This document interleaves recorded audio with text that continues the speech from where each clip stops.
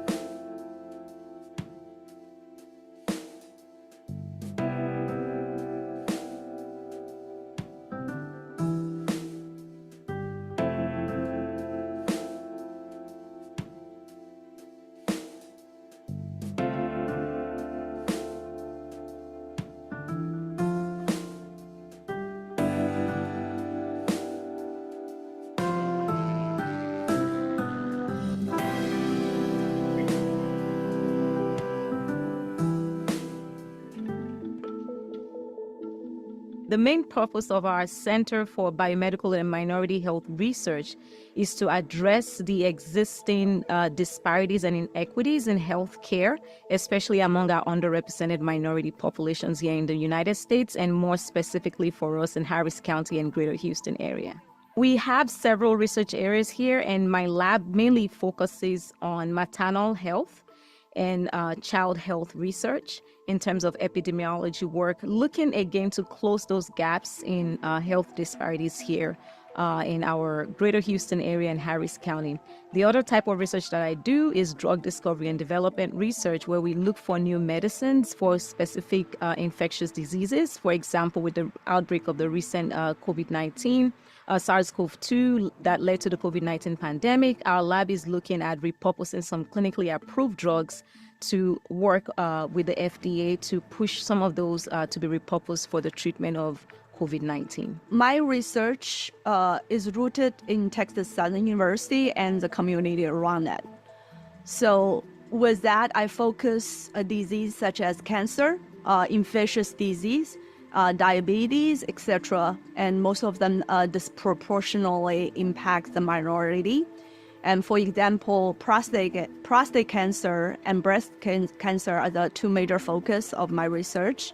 And they have obvious disparity for African Americans, men or women.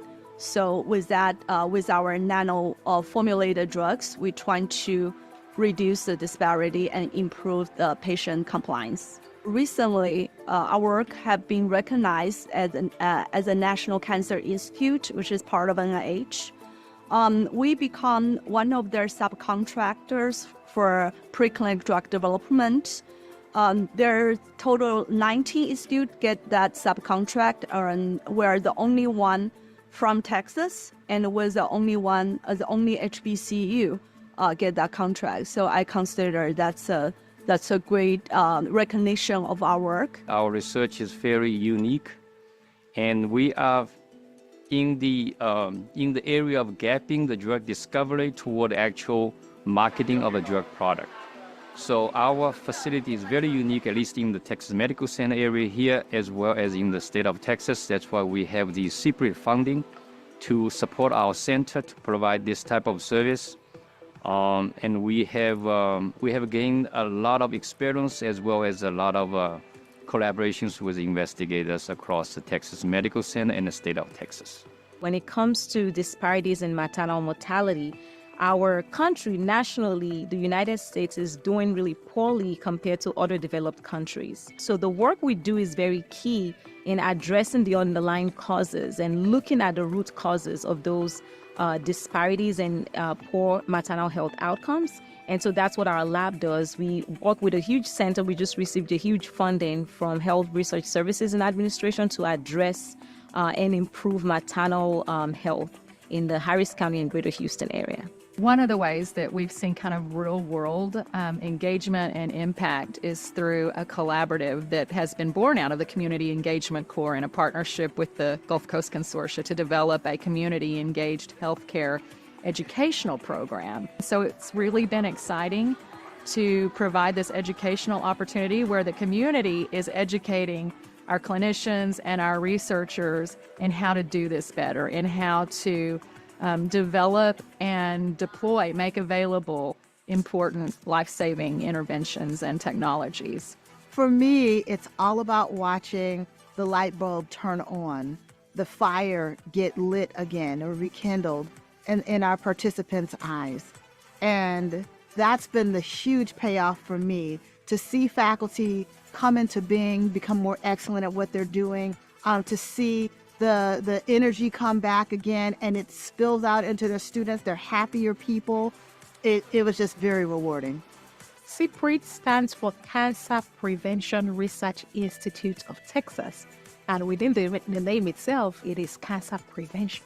So we applied for this funding mechanism under the prevention pillar of CPRIT, which positions us or allows us to be able to offer mammogram at no cost to uninsured and underinsured women.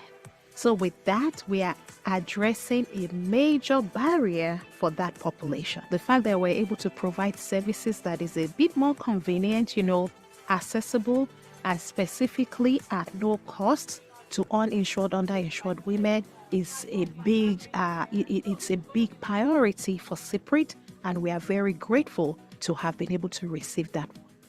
One of the great things that are coming next in the future and that we're working on, because we like to think ahead and work ahead, is that the university has deployed a lot of infrastructure for artificial intelligence. When it comes to artificial intelligence, the marriage between artificial intelligence and social determinants of health. So our core facilities here at Texas Southern University, we've deployed a lot of infrastructure, resources, and capacity into studying the role of artificial intelligence in addressing a lot of these disparities within maternal health, and even using artificial intelligence for drug discovery and development. We hope that in the future, with all our work, we hope to see that the synergy of working together with the key stakeholders will really move the needle when it comes to reducing breast cancer health disparities within our community that we serve.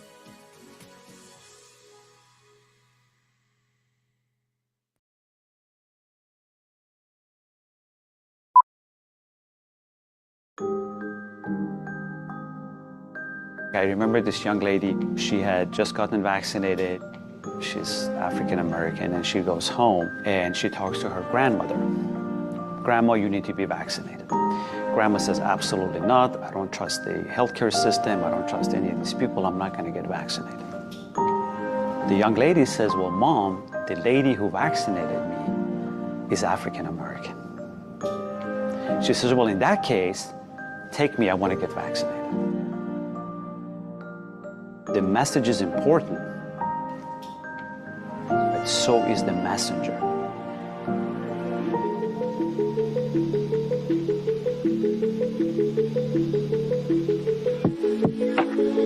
Data and science and study have shown that African American individuals are much less likely to be enrolled into a clinical trial.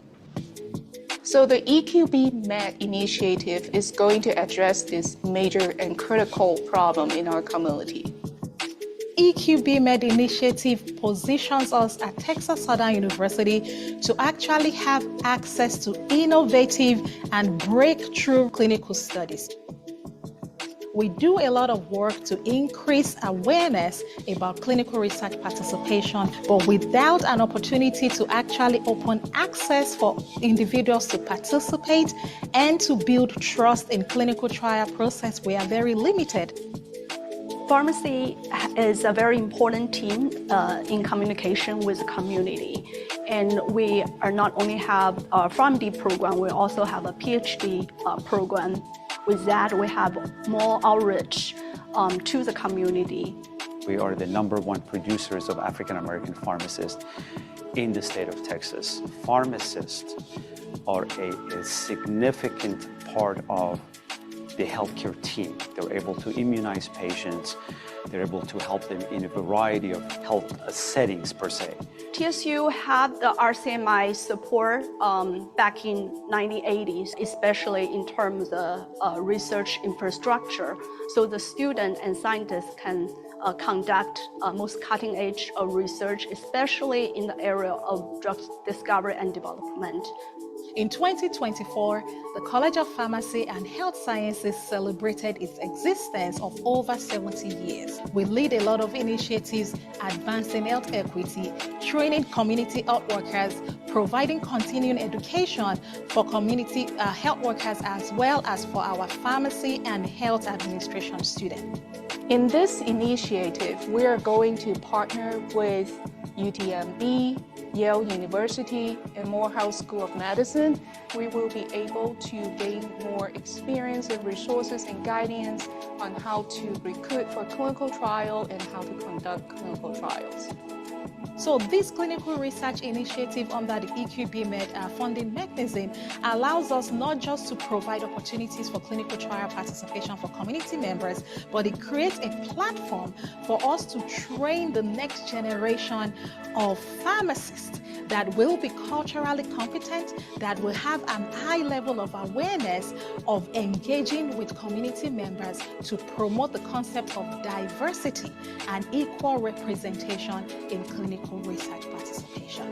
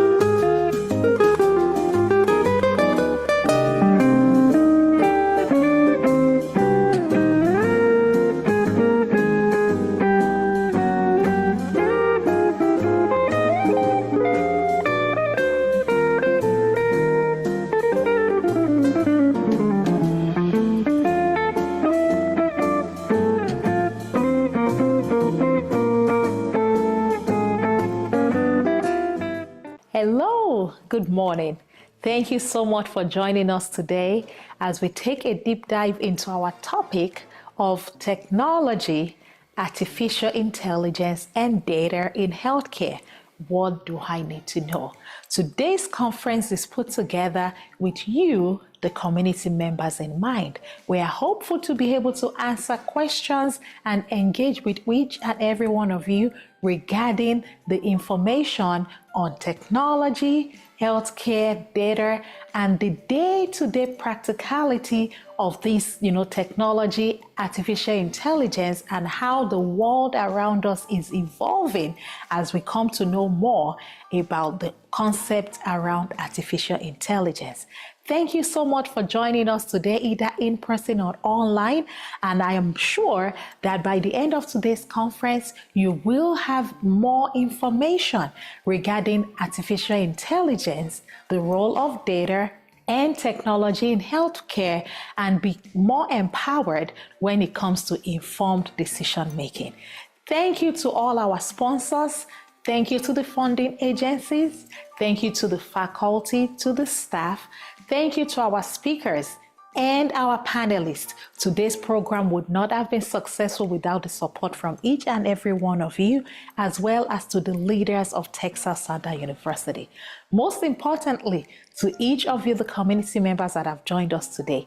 Thank you for joining us. I would like to invite you to stay engaged and connected with us on our social media platforms at CECTX Southern U. So sit back, relax, and enjoy a wonderful session today. Thank you.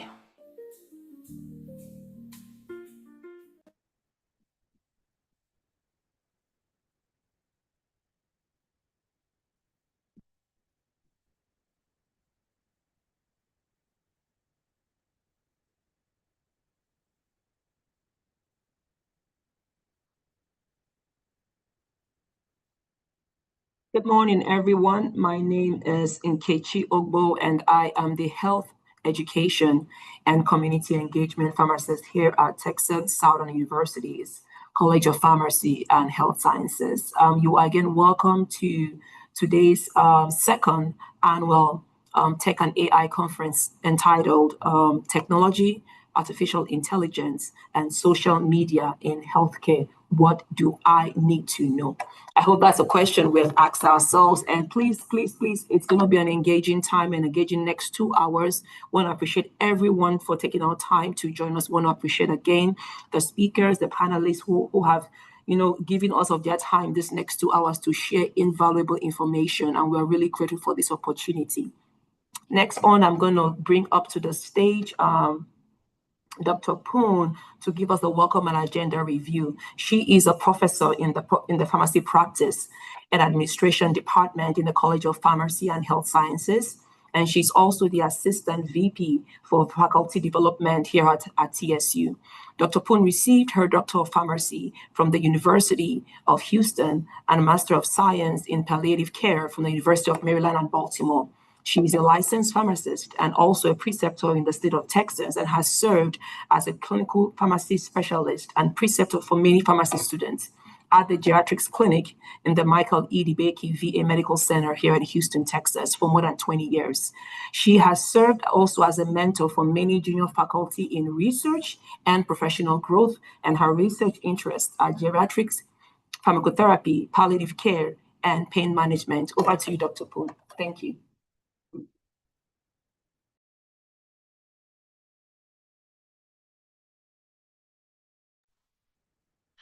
Good morning, everyone. Hello, welcome. So in the next couple of minutes, I am going to go through the agenda and then go through a couple of housekeeping items. We have a full pack of lineup activities with awesome speakers and panelists.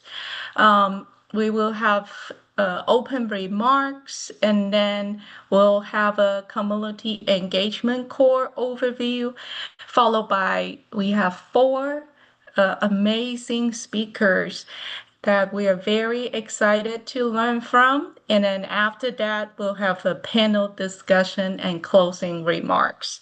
So we are so excited for today. And a couple of housekeeping items is on the next slide. So all attendees, please post your questions if you have any in the Q&A box, and our staff will check and answer them and have time to answer those accordingly.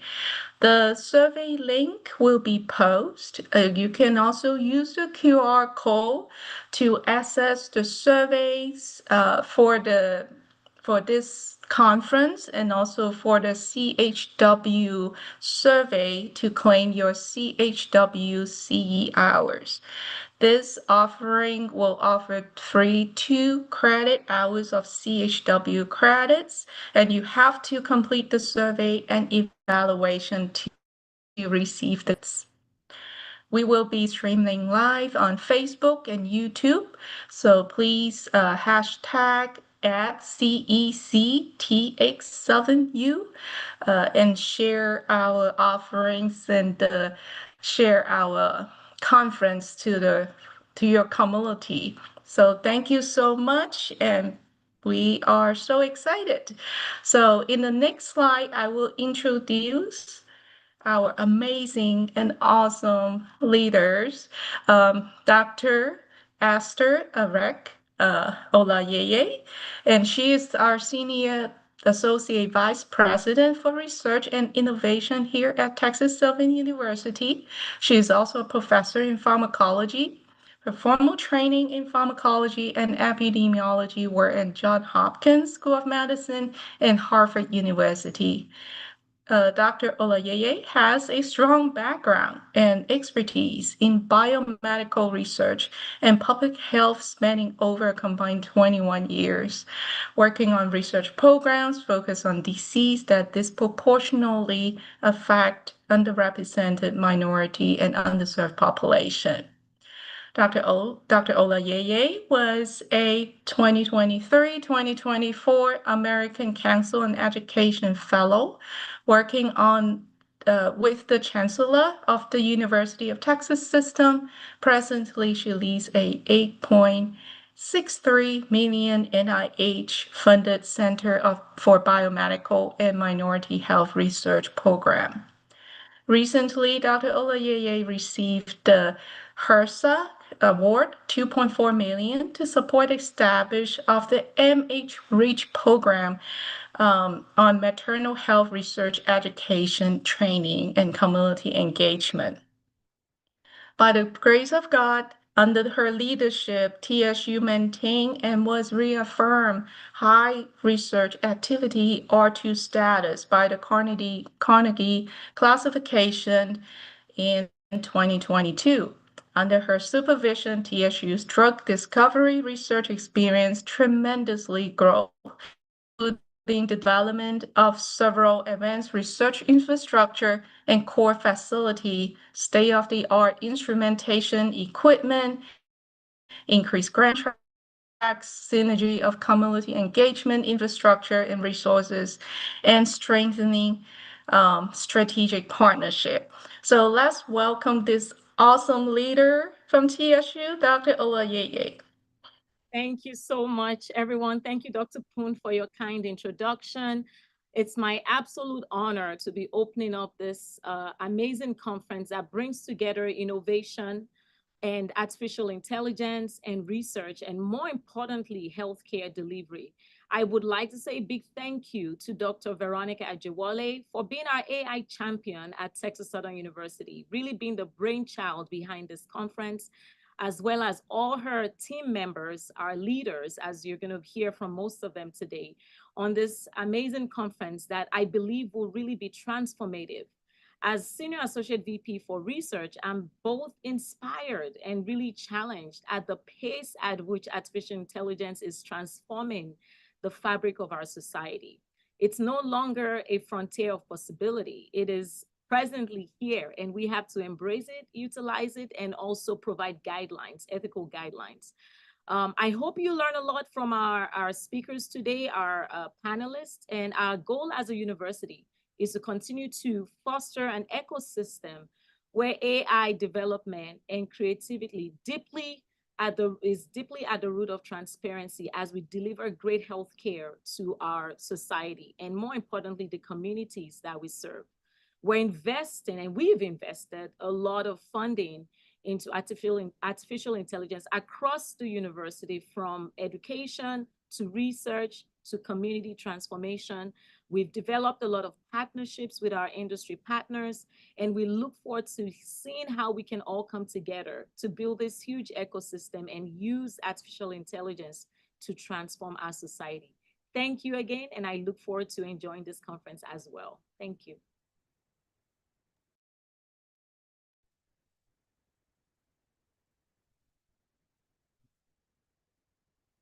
Thank you so much, Dr. Olayeye, and we just noticed something in my tech. But without much further ado, I am going to also go ahead and introduce the host of today's event, Dr. Veronica Ajewole Muema, who serves as a professor of pharmacy practice, as well as the assistant VP for for Clinical Translational Research and Community Engagement here at TSU. She is a clinical pharmacist and also an adjunct assistant professor of oncology at Houston Methodist Hospital. She received her PharmD from yours truly from here at TSU and also completed her oncology pharmacy residency at Houston Methodist Hospital. She is a board-certified oncology pharmacist with clinical practice in oral chemotherapy at Houston Methodist Hospital Cancer Center. She's also the founding director of the NIH MD-funded Community Engagement Core at TSU's Center for Biomedical and Minority Health Research and TSU's Institute for Health Empowerment, Advancement, Research and Training. Dr. Ajewole Muema is the convener, of course, of this conference, and we're very excited to have her present on our various health empowerment programs here at TSU. Over to you, Dr. Ajewole. Awesome. Thank you so much, Dr. Ogbo, for that generous introduction. And I say it often, every time this bio is read, I totally diminish and I give God alone the glory. I am very excited to be on this call with everyone this morning. Thank you all so much for joining us from different places, wherever you are at. A big thank you to all our speakers and panelists that we'll be hearing from shortly during this session. Dr. Olale, that was an amazing opening remark. Thank you for your leadership. Many, many thanks to you for your mentorship and your support. And to the entire leadership of our very own Texas Southern University, we are just very grateful to have an opportunity to host everyone in today's event. Over the next few minutes, I have the privilege to give us an overview of some of our grant-funded programs here at TSU, where we are very intentional, very, very deliberate in addressing and advancing health outcomes in our community. The first one that I will talk about is our RCMI Center U54 center that we have here at TSU, which is a big center grant called the Center for Biomedical and Minority Health Research, led by Dr. Monique Olale, Dr. Jay, and Dr. Liang, alongside myself, Dr. Gao, and Dr. Poon. Thank you so much, Dr. Poon, for running us through, the plan for today. We are just very grateful to you for your support and for your leadership, helping us to steer this big wheel of the community engagement core.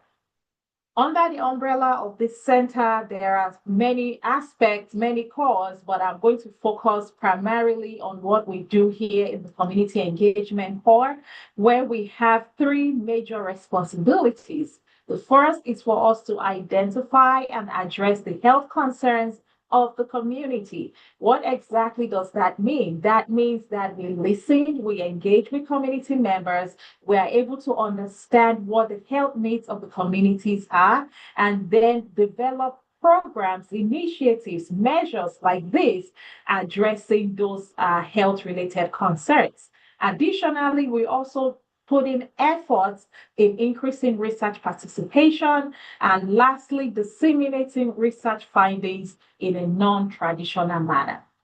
When we look at the scope of the activities that we do, we are very intentional, by God's grace, in collaborating with federally qualified health centers, community-based organizations, faith-based organizations, healthcare systems, industry partners, community members like yourselves, as well as our elected officials in hosting seminars that we host every month. We've been able to do this over the past 4 or 5 years, having an event of this manner, some smaller scale, some bigger scale, but every single month we have reached out by providing education to the community. We host outreach events, conferences, and also maintaining presence on social media, mass media, and print media. We're also very intentional in bringing education to the community, and we do that by providing community health workers continuing education. Several of you that are logged on today will be able to receive free community continuing education credits, and we also engage with our high school students, because that's the future, ensuring that our high schoolers are also attuned to what is going on in the community and that they are better positioned to join the biomedical research pathways. Trust building is a main aspect of what we do, and we do this by engaging in surveys, focus group, and community engagement studios. Throughout today's event, we will be posting in the chat box links for you all to be able to complete the survey, so that way we continue to listen to feedbacks from the community, and we remain responsive in meeting and fulfilling the goals for the community engagement hall. Over the past 4, going on 5 years, we are just very blessed, incredibly blessed, to share that we've had significant impact in community engagement activities. In hosting events like this, we've had over 5,000 individuals attending this event. We've had over 1,000 people attending events specifically on clinical research and engagement. We've maintained significant presence on social media, mass media, just being very intentional in meeting people where they are. And we could not have done any of this without the support and partnership with community members like yourself. So thank you for joining us for this event. And I'm going to talk more a bit about some of our clinical research related infrastructure. As part of the goals that we have for the community engagement core, we are very intentional in addressing the education gap and building trust around clinical research. Annually, we host the conference called Clinical Research and Engagement Conference. And this past year, we had almost 500 people attending this event. We've brought in speakers from different places, those that have participated in clinical research in the past, those that are supporting, the clinical research process, all pulling in efforts and resources together to empower the community regarding clinical research. Not only have we been able to successfully share information with community about clinical research participation, we are very blessed, incredibly blessed, to also now establish our own Center for Clinical Research and Translational Sciences. Myself, alongside Dr. Monica Olale and Dr. Pone, being the leaders for this center, with our robust support team of Dr. Ogbo, Mark, and Edith, partnership with UTMB. UTMB, I say that all the time, they are heavily clinical research proficient. For us at Texas Southern University, we are clinical research naive. In collaboration with UTMB under the leadership of Dr. Randall Urban and his amazing team, Texas Southern University has successfully established its own Center for Clinical Research and Translational Sciences. Of course, making sure that it's a win-win for everyone involved. For us at TSU, we have our goals of ensuring that our community is not left behind when it comes to clinical research participation. And then for UTMB, they are also very involved and engaged, ensuring that our infrastructure is built and that they continue to provide that backbone support for us here at TSU. Because we listen very intentionally, ensuring that we remain responsive to the need of the community. We're excited to tell the community this morning that we have successfully established a community advisory board supporting the implementation of our clinical research initiative. The faces that you see on the screen this morning are individuals representing the Houston community from different walks of life, bringing the voices to the table as Texas Southern University is taking a lead in establishing a unique and innovative clinical research center for the community that we serve here at TSU. One of the first steps in the right direction regarding this clinical research initiative is that we have recently launched our clinical research registry. And if you ask me like, hey, Veronica, what is a clinical research registry? What exactly is that?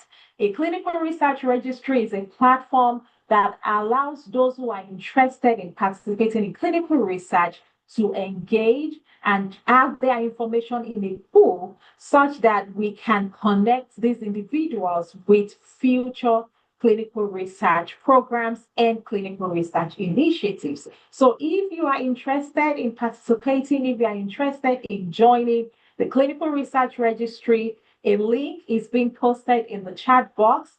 Click on that link. One of the first things you will see is a link that will take you to a place where you can pre-register to be part of our clinical research registry. Our clinical research team will contact you and be able to obtain additional information guiding you through how you can be a part of clinical research registry, and most importantly, to advance health outcomes for ourselves and for the community at large. As I move away from, the Clinical Research Registry Initiative, I'm going to talk briefly about some additional grant-funded programs that we have here at TSU. Very excited and really blessed that over the past 3-4 years, we received funding from CPRIT. CPRIT is a cancer prevention research institute of Texas, $1 million award that I have the privilege of leading, where we provide mammogram at no cost to uninsured and underinsured women. We've done this successfully, again, in partnership with you, the community, to where we've been able to provide mammogram to over 1,400 women, education to over 4,000 individuals, patient navigation services to over 4,000 individuals.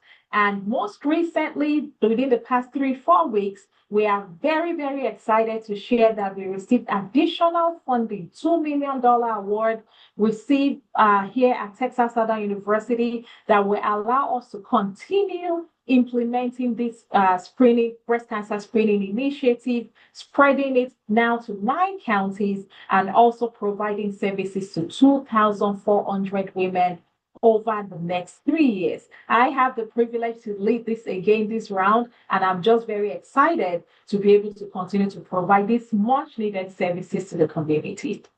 For those that have been following us for some time, you would have had me, excitedly share about our mobile unit. And if you ask me, hey, Veronica, where is your mobile unit? Guess what? Our mobile unit is now here in Houston. Our mobile unit has been recently delivered. It's currently here in Houston, and we are working through logistics, finalizing some plans that will make this mobile unit be deployed to provide services to the community. So over the next few months, you guys are going to see our mobile units on the streets, on I-10, 3rd Ward, 5th Ward area, and, providing services that is needed to the community. I'm going to go through a couple of additional funded initiatives that we have. We have our P20 Cure program that allows us to train 80 students at TSU in biomedical and cancer research pathway. We are deploying this in collaboration with Baylor College of Medicine. We also received an award led by our very own Vice President, Dr. Michelle Penn-Marshall, alongside Dr. Ivy Poon, where Texas Southern University is deploying additional infrastructure that will make us a research-intensive institution. Dr. Olaleye mentioned, or when Dr. Olaleye was introduced, there was a brief highlight about the $2.4 million award, where TSU is again very intentional in addressing the gaps in mortality and morbidity for maternal child health in our community. And in addition to this, we also have, the Gulf Coast research program that allows us to connect commercialization with the community, making sure that the community voice is no longer at the back. Now we're bringing community voice to product development and innovation breakthrough. All this infrastructure is all tied in together in our Institute for Health Empowerment, Advancement, Research, and Training that allows us to continue to empower the community in what we are doing regarding health advancement and outcomes. With this being said, you might ask yourself, okay, so why are we having this conference? Dr. Olaleye was very right, in our opening remark, as she shared with us that AI is not an aspect that we can ignore anymore. It is here, it's here to stay, it's here to transform our lives, but we have to be prepared to be able to adapt, our day-to-day activities to utilize artificial intelligence, social media, and technology to improve our health. So that is why we are gathered this morning for this conference, and we hope that listening to our speakers and the panel discussion, the community will be empowered to use AI social media, and technology effectively in addressing and advancing health outcomes. I will wrap it up this morning by saying a big thank you to our team. I have the privilege to lead an amazing group of individuals whose faces you see on this screen this morning, and just telling them a big thank you. I could not have done it alone without the support of this amazing team member. So thank you all for joining us this morning. And I know the remaining hour or hour and a half of this conference is going to be an amazing session where each of you will get great information to improve our health outcome. Dr. Obo, I will pass it back to you. Thank you.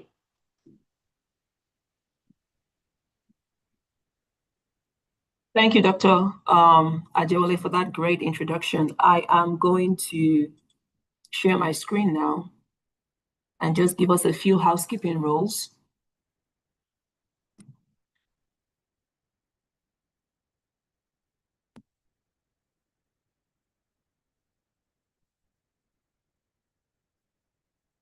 Please let me know when you all can see. Yes, we can. Thank you.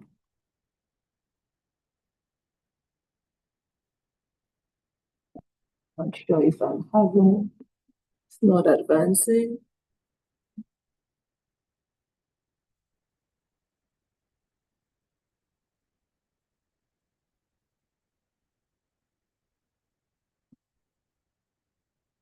Dr. Adewale, if you don't mind, so I don't waste time, do you mind resharing your screen so I can use those?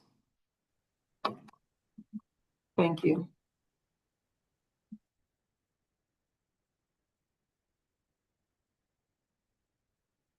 All right, thank you everyone for your patience.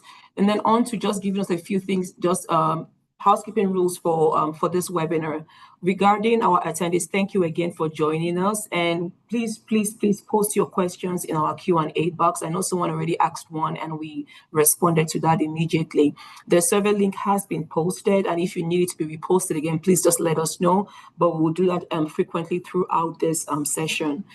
For our community health workers who have so graciously joined us, please, this is going to be a two-hour continuing education credit that you can get from us. However, you please have to complete the survey and evaluation to receive full credit. Go ahead and scan the QR code if you want to, or even on clicking on the link in the chat box, and that should work for you. For those who are streaming live on Facebook and YouTube, we also invite you to please go ahead and reshare to your friends and to everyone who you feel will benefit from this information. Stay connected to us via our various social media platforms, which are the X, Instagram, Facebook, and whatnot. Thank you all. Appreciate it. And on next to our presentations. The first presenter today is Dr. Tamika Cross, who is a board-certified obstetrician and gynecologist. She's also the CEO of Opulent Health and Wellness in Pearland, Texas. And there she provides comprehensive patient-centered care. And she has been recognized among Becker Hospital Review's top 60 most powerful people in healthcare and Houston's top doctors. She has also received United States congressional recognition. She's very passionate about addressing maternal morbidity. And she also has served and continues to serve in hospital committees and educates through speaking engagements and social media. She is the author of What a Doctor Looks Like, a memoir inspired by her viral campaign against medical discrimination, and has been featured in outlets like CNN, Forbes, and the New York Times. Dr. Cross is a graduate of the University of Michigan, Meharry Medical College and UT McGovern Medical School, where she serves as chief resident. Dr. Cross balances her career with family life, enjoying time with her daughter and outdoor activities. Everyone, Dr. Cross, thank you. And you can feel free to share your screen, Dr. Cross, and advance your slides.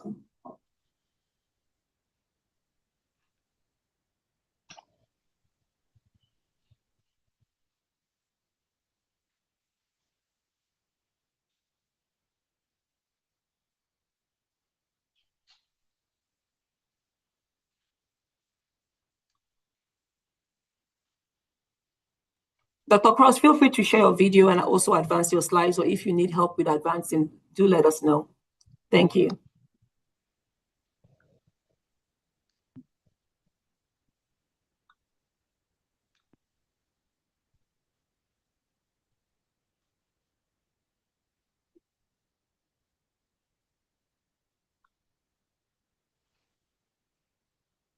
Just give me 1 second. I'm just sharing the screen right now. No problem. Just want to make sure you can see this. And I'm okay with advancing my own slides.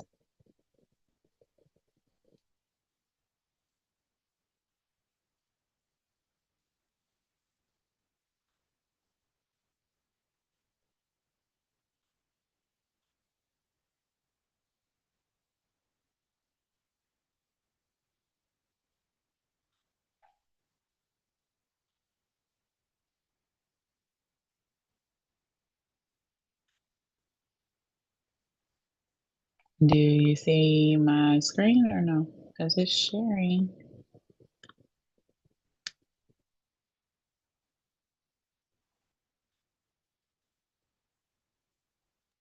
Not yet.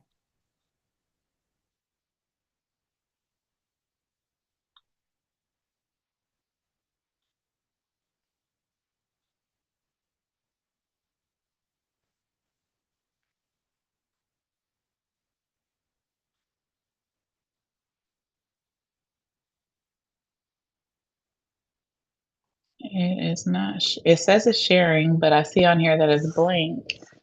You pulled up my slides. It looks like. Yeah, we can see it now, Dr. Cross.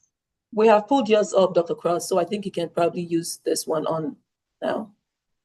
Okay. I apologize. I don't know why it's not working. So we're gonna go from that screen then? Yes. Okay. Sorry about that. Let me start my video. So good morning, everyone. I'm so happy to be here today to join for this conference. I was very excited when I was invited for this opportunity to be able to talk about something that I have incorporated into my life and my practice.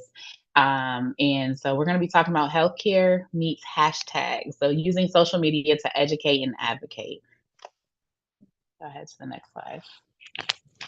So I wanted to start off and just talk about a brief introduction on why something like this is important to even talk about. We think about social media, we think about all the different ways that people use social media, but we don't talk about enough how we can incorporate it into our professional lives. And so me specifically being a physician and how I'm able to use social media and how my patients use social media. And so we're going to be talking about that today. So I just wanted to start off, and I don't think we can really necessarily get the participation virtually to see, but just asking you all, how many have searched TikTok, Instagram, YouTube, or Google for health information? So, you know, as soon as you get like that headache, as soon as you get like some type of blink in your eyes or knee pain, the first thing you do is go to TikTok, IG, YouTube, or Google for health information. So I just want you to think about that as we progress to the next slide. So here's the statistics. So 41% of people who say social media would affect their choice of specific doctor, hospital, or medical facility. So that means that they're going, when they're looking for a doctor, they're going to social media. They're going to social media to look up the doctor, to look up the practice, to look up the hospital, where in my case, I do OBGYN, so where they may deliver at. They're looking that up. And this number has increased significantly over the years. 80% of social media users have looked for health information online regarding diseases, procedures, and healthcare professionals. So again, you know, when people always talk about going to WebMD and things like that, which we're going to talk about a little bit later, but social media, using that to look for health information. So 80%, that number is extremely high and much higher than it was in previous years. And then 60% of social media users trust social media posts by doctors over any other group. So I think that's important to highlight as well, because I think it's important to look at the source. We can go to the next slide, to look at the source of where the information is coming from. So again, there's some statistics here that talks about, it breaks it down based on generation. So if any doctor or healthcare provider that is like myself, where I'm an OBGYN, and so a lot of times people focus on the OB part and think that I'm really just, treating patients in their reproductive prime, but I do so much more than that. So I have patients as young as 8, 9 years old. I have patients as old as 99, 100 years old. So I have all the different generations that come into my practice, into my office. And so I think it's important when you're taking care of multiple generations to know how to reach the generation that you're tailoring to. So we have Gen Z, millennials, Gen X, and baby boomers. And so as you can see here on this chart, search engines, the top line is looking at search engines. So using like Bing, which is a little bit more outdated, Google, to look up medical information. Do they begin their online research for medical information? And so as you can see, baby boomers, 72%. Gen X, 75%, millennials, 67.8%, and Gen Z is 65%. So a lot of people, majority of people across every generation there is using a search engine to start their online research for medical information. And this was in 2023. It's probably even higher now. And so I like to look at that. And so as you look at each of the different lines, the bottom one there is social media platforms. So using Facebook, X, formerly known as Twitter, looking at Instagram, Snapchat, TikTok. As you can see, baby boomers, we're only at about 3.8% that are using that as where they start their online research for medical information. But Gen X is 9.7%, millennials 25.8%, and Gen Z is 28.8%. So as you can see, the younger generations are definitely using it a lot more than the baby boomer population and older.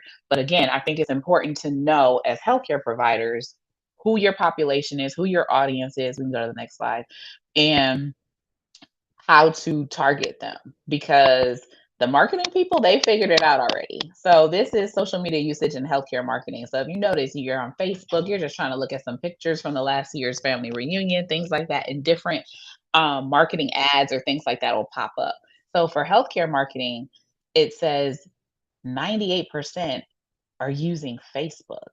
94% YouTube, 92% Instagram, and all the way on down. And so if the people who are advertising things like a new medication, a new pill, a new procedure, things like that, they're marketing to the places where people are. So if they are on board, we need to get on board as well as healthcare providers. Next slide.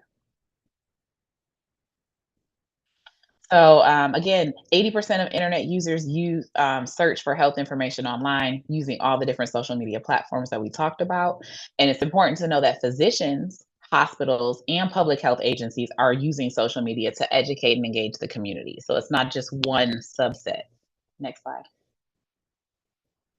So as you can see, there can be a lot of positive things that can come from this, but there's also some challenges that can come from it too. So talking about some of the positive opportunities, education and health literacy. So I am big on that. So I love taking something that is maybe a complex medical issue and breaking it down and simplifying it, taking out some of the complex medical jargon to be able to be understandable by all populations, right? And so we do that as physicians. We should do that as physicians, and talking with our patients and explaining to them using non-medical jargon to understand a complex issue. And so social media allows that. I always joke around and tell people that, we all have attention span of 90 seconds or less, because the average reel is 90 seconds or less, or on TikTok. And so being able to take a complex issue, say cervical cancer screening, right? Instead of having a 5-6 minute video that people aren't going to watch, talking about it, being able to use a fun trending audio or something like that to be able to,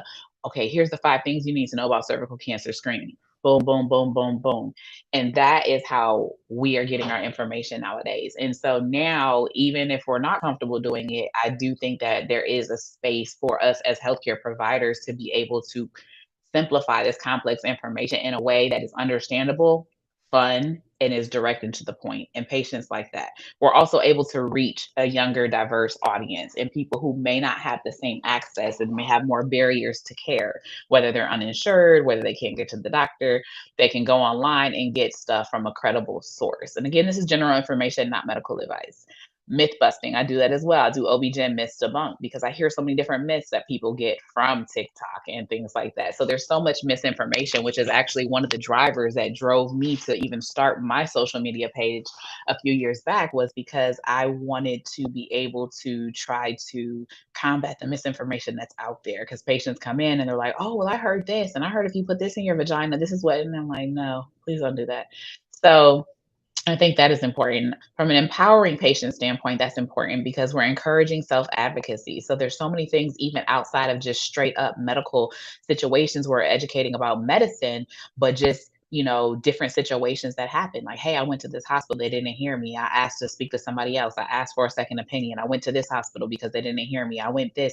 And it sucks that we have to do that, but I think it's important that we can talk about these things and to encourage people in our patients and our communities that they have a voice and they need to use it and that their voice is powerful. It's also a good place to be able to increase awareness of health screenings and preventative care. So, I mean, we always knew about breast cancer awareness month, right? Because Susan G. Komen Fund, they always do a lot of things around October. So we know October, everyone's wearing pink. You see it in the different professional sports. They're wearing pink socks or pink shorts or pinks on their jersey with the breast cancer symbol. So we know about October, but there's so many different awareness months that now we are more aware of because of social media, right? So knowing about cervical cancer, ovarian cancer, mental health awareness month, heart awareness month, there's all these different months, and now we're increasing awareness about things that we did not necessarily know or have as readily available at our fingertips. Representation is important. I will always say that patients want to talk to a provider that is relatable. They want to talk to a provider that feels like they're talking to, their family member or somebody who really hears them and understands them or comes from a patient population similar to theirs. And so that is always important. And that is why a lot of patients do look for physicians that look like them. So being able to have that access online, having that presence on social media is important because we're able to collectively break stereotypes and talk about maybe certain health disparities that affect a certain population. So if I'm on there and I'm talking about preeclampsia, well, a lot of my patients have had preeclampsia or do get preeclampsia because I take care of a lot of Black and brown patients. So versus somebody who doesn't look like me may not be talking about that as much because that's not their patient population. So I think it's important to recognize that. Professional networking with mentors, peers, community building, reaching underserved and marginalized communities, that's a big one. And then, of course, we can't ignore the fact from a public health standpoint, the rapid dissemination of evidence-based information. So we saw that with COVID-19. That was a crazy time. And we saw the guidelines changing literally within hours. Like what we're supposed to do 4 hours ago is now different than we're supposed to do now, as far as the PPE, as far as is it airborne, is it not, is it droplets, and all these different things, and taking precautions and social distancing. And so that information was disseminated using social media. And I think that is really how we learned about the pandemic, but also were able to navigate the difficult parts of the pandemic as a result of social media. So these are all positive things. Next slide. But of course, with positive, oh, I'm sorry. Okay. So of course, with positive, there's also some challenges as well. So online bullying, patient-provider boundaries. I've had patients contact me for medical advice that is not appropriate. And so sometimes there's challenges with that. I've even had a patient send medical records, which is not HIPAA protected on social media. So data security incidents, ethical dilemmas, etc. You can go to the next slide. So how do we effectively use social media? So as doctors and healthcare professionals, I think it's important that when we're going to say something that we should verify and cite credible sources, protect patient confidentiality, engage respectfully with differing opinions, which there's a lot on social media, and use disclaimers saying that this is education and it's not medical advice. So people know that they can take it back to their healthcare provider and tailor it to fit their needs, but it is not medical advice. Go to the next slide, please. Next slide, please. These are just examples of some viral educational campaigns that I have here. And so just talking about Black Maternal Health Week, COVID-19, the ALS Challenge, which helped to increase awareness. Next slide. And then this is an example of one that I was particularly involved in with the hashtag what a doctor looks like when I experienced some discrimination on an airplane trying to help an unresponsive passenger. And so I took to social media, and this was before I even had an IG, took to social media to talk about the situation. And it started a movement. Go to the next slide, please. It started a movement where it showed just, that we exist in all different spaces, gender, ethnicities, background, that there's not one certain type of way that a doctor looks. And so I think it's important to know that there's a lot of positive things and viral campaigns that can come out of social media in the education space. Next slide. So where are we going with social media and healthcare? So AI, and so I know we have some people who are going to talk about that today, so I'm not going to jump into that. But telemedicine, integration, health equity, and amplifying marginalized voices. Again, I want to emphasize that. Next slide. So takeaways. So social media is not going anywhere. I know you said that earlier. If we don't occupy this space, someone else will, and they may not have the accurate information. So I feel like as a healthcare provider, whether we like social media, whether we hate it, I feel like we do have a responsibility to occupy this space and put good information and accurate information with credible sources out there, because someone else will, and patients will come in with misinformation and sometimes even follow it as medical advice. So I just really wanted to hone in on that, and happy to answer questions at the end.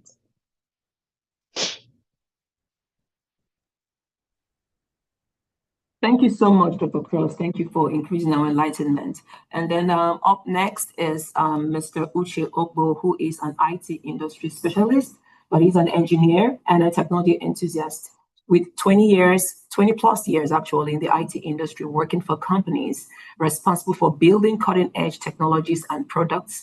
In his spare time, he enjoys gardening, DIY projects, and exploring new investment opportunities. Over to you. Would you like to share your screen, Mr. Ogbo, or would you like us to assist with that? I'd like to share mine, please. Thank you.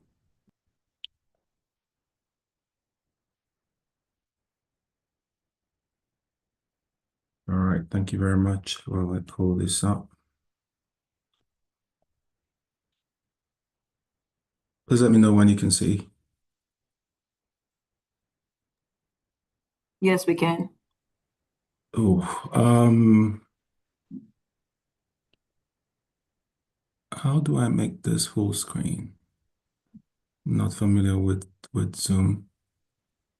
Underneath on your PowerPoint slide, just click on the presenting. Oh, yeah, I see that. Thank you. Slideshow. Okay. Thank you, everyone. We got this out of the way. My name is Uche. I'm based out of Houston, Texas, and I work in tech. I'm honored to be here. Thank you for the opportunity to present this topic. So we're going to dive into, obviously, 12 minutes is limited time, but we'll do our best to respect that and share some valuable information. Hopefully, it'll be useful for the audience today. So Dr. Cross had touched on some of the things that I'll be sharing here today, especially the Google search aspect of it. And those metrics that you shared, it's very insightful. It gives us an idea of how relevant these tools are these days. And one of the last things you take away is that these things are here to stay. They're not going anywhere. So it's very important that we embrace them, make the most of them, but also using it, in a very responsible way. So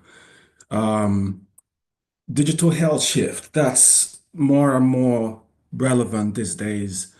There's the idea that you can sit in the comfort of your home and you can consult a doctor via telehealth is amazing. You don't have to drive into anywhere. You can schedule that and have a consultation with someone on the other side. Obviously, there's some limitations to what they can do, but that advancement is very, very key to our overall health and wellness. So these days, there's a lot much more information at our fingertips because everyone has a cell phone, a tablet, access to internet. It's the penetration data in the US is staggering. Almost every community has coverage. So it's never a question of you do have that access once you have any kind of data plan on your phone. And with tools like ChatGPT, which is artificial intelligence, and Google Search, these are go-to resources for health questions. So the question here is, how can our communities, the underserved communities, best use these tools for the health and wellness journey? And we will try to answer these questions and shed more light. So the tools that we're going to focus on today are ChatGPT and Google Search. And just so we can set the make sure we're all on the same page, ChatGPT is one of the many chatbots that are available right now. Almost every major company has a ChatGPT equivalent right now, but ChatGPT was the first to the market. Very easy to use at the time, still even now, but much more advanced at the moment. But it's basically AI-powered conversations. It's based on large language models, basically trained with major, large volumes of text, so that you can, as close to possible, speak or communicate like a human. That's the whole notion. So that when you're chatting with this bot, you can be confused sometimes if you're chatting with a real human or an actual robot. And ChatGPT can explain complex topics. You can ask it literally anything. It can summarize a lot of information, so you don't have to read through tons and tons of stuff, and it can answer questions. Read any questions, it would answer. Now, the caveat here is the quality of that answer. At the beginning, there was a lot of concern about hallucinations, where it would just make things up, like a 5-year-old trying to lie about something. It would just make things up because it has all that text. It would just stitch text together and give you an answer. So you had to do additional validation. But it's improved now, and that hasn't gone away completely. It's much better. Google Search. Google Search is the whole idea of Google. Let me go Google something. Just shows you how prevalent, how much it's woven itself into our everyday life. It's a term now where you search for stuff online is Googling. Whether you're using Microsoft Bing or Brave or other tools, but you say I'm going to Google, you're searching anything, it's Googling. It's basically access to vast amount of information online, including health and wellness, obviously. So it's able to connect to different websites, medical sites, different articles, different forums, and is scraping all this data for you, and then it ranks it based on relevance, and then often is the first stop for health queries, like Dr. Cross pointed out with that statistics he shared.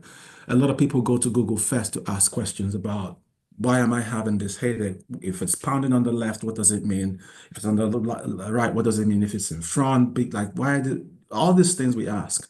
Every healthcare, every health issue we have, a majority of us, the first thing we do is to go on Google and do a search. One thing that Google has done recently is to enhance their search experience by adding an AI overview component, which they incorporated recently. So it summarizes, instead of you having to click through all the different websites to figure something out, it'll give you a high-level overview of the data based on how you prompted it, how you asked that question. It would help you summarize it so you have some insights before diving in. Okay, so we understand the players now. Why does it matter to us? Basically, we need better access to credible health information. This is crucial.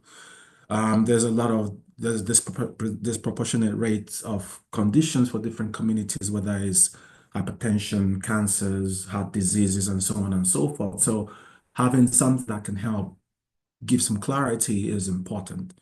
And that's where these digital tools help come in, that can help bridge these gaps if used wisely. What are the benefits of these tools? We know that they can help, but how can they help? It would help with better health literacy. So understanding some medical terms, you could hear some things and you go search and figure out, oh, that's what it means.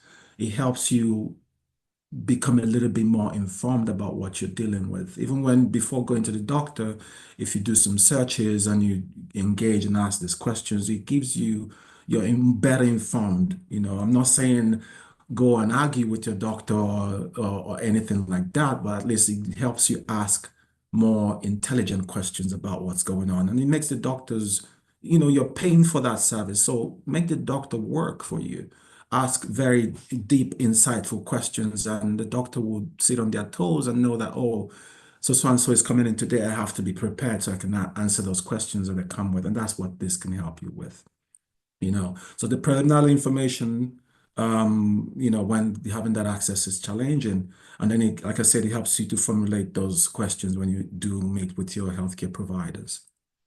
So self-advocacy too. I'm not advocating for self-medication, which is what a lot of us now do, where we go to Dr. Google and it says you have to take this, and we swallow it hook, line, and sinker, and we start self-medicating. No, but it's basically having some more confidence when you discuss these topics with doctors and healthcare professionals. It gives you insights. You've done some research and okay, these are the ranges of this experience, and then you can have that conversation with the doctor. So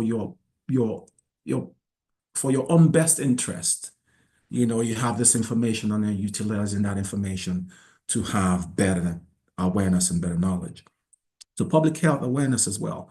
So information on different screenings that are out there, different preventative measures, finding out, what the cultural, you have to be culturally relevant, obviously, even though this has its limitations. So now you can search for questions about, why does, like for me, for example, I go to see the doctor and I see my blood work, and I was worried at some point, but doing some research and having conversations with doctors and specialists, and they're like, yeah, because of where you come from, it's normal for these date ranges to be your case. It's not something to be absolutely freaked out about. It's just based on your genetic makeup. So that helped take a lot of weight off my shoulder, but it helps when you're able to know how to use these tools. But obviously there has to be some guardrails, if you would. So we're going to talk about best practices. Always get to the doctor first. Consult a doctor, consult a professional, consult someone who is trained in that thing.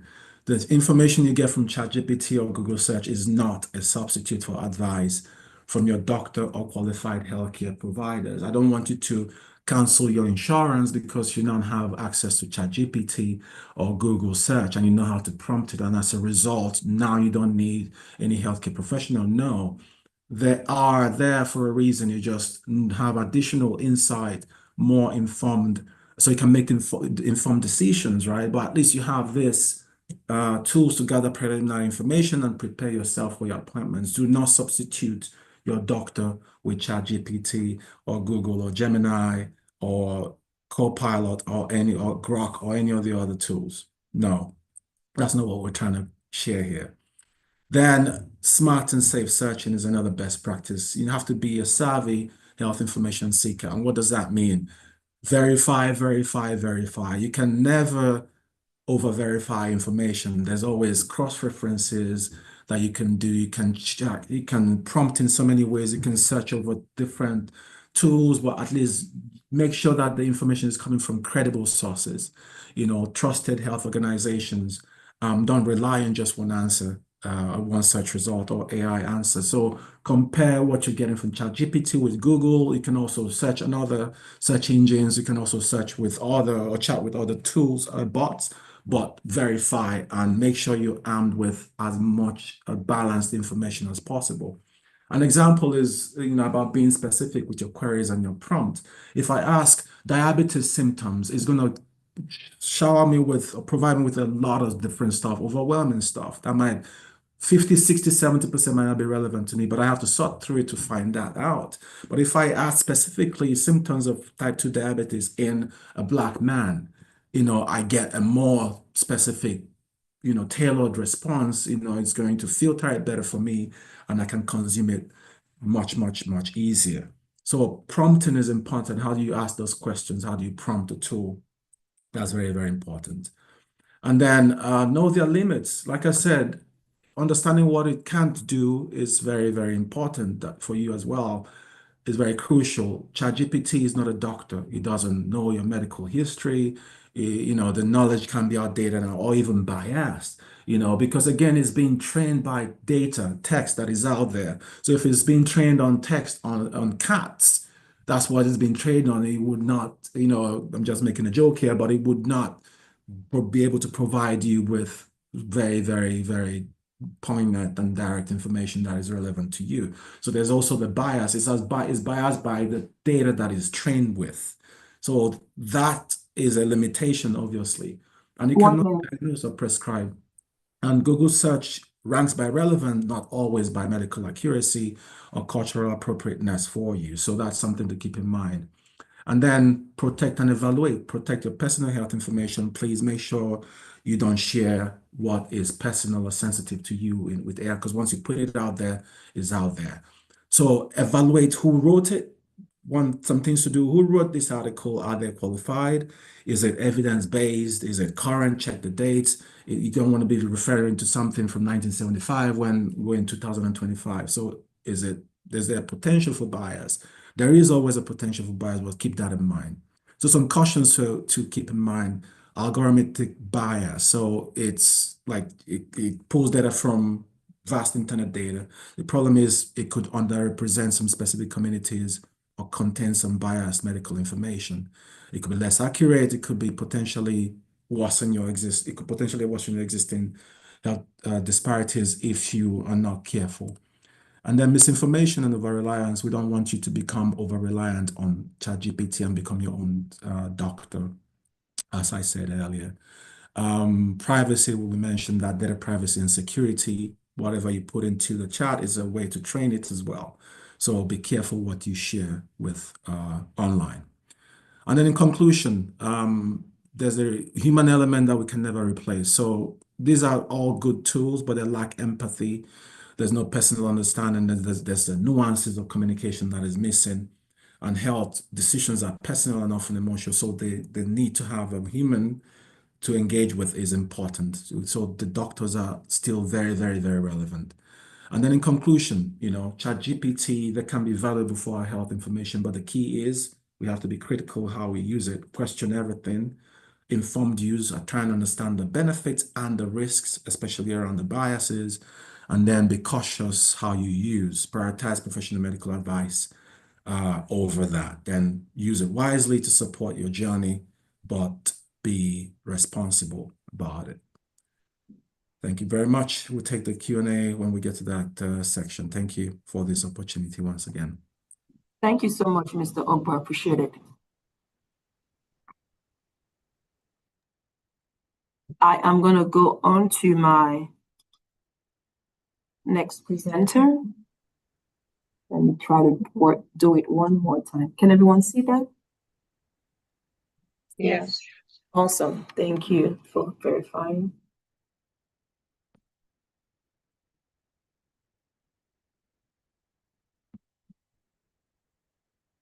I can't see them. And all right. So Ms. Janae Johnson is a Houston-based entrepreneur, best-selling author, and founder of CTM Unlimited, a boutique consulting firm known for building legendary workplaces where people and performance thrive. She began adopting AI tools and local platforms in 2021 to run her business more effectively, and now integrates emerging tech into the solutions she builds for clients across industries. Janae is also the creator of Day, the digital doula, an AI-powered innovation tackling Black maternal health disparities. She's a proud wife and mother of 5, including 2 HBCU students, a graduating senior at North Carolina A&T, and a sophomore at Prairie View A&M. She's also a Howard University alum, a graduate of Leadership Houston Class 34, and a mentor with Goldman Sachs 1 Million Black Women Initiative. Her work sits at the intersection of technology, equity, and community, using innovation to drive better outcomes for real people. Over to you, Ms. Johnson. A pleasure to have you on board. Thank you so much for that introduction, and good morning, afternoon, good evening, wherever you are in the world. Thank you for everyone who is joining us. I'm going to share my screen, but before I do, I think my mom is on, and today is her birthday, y'all. So I just had to shout out my mom because today is her birthday, and she's joining us from Florida.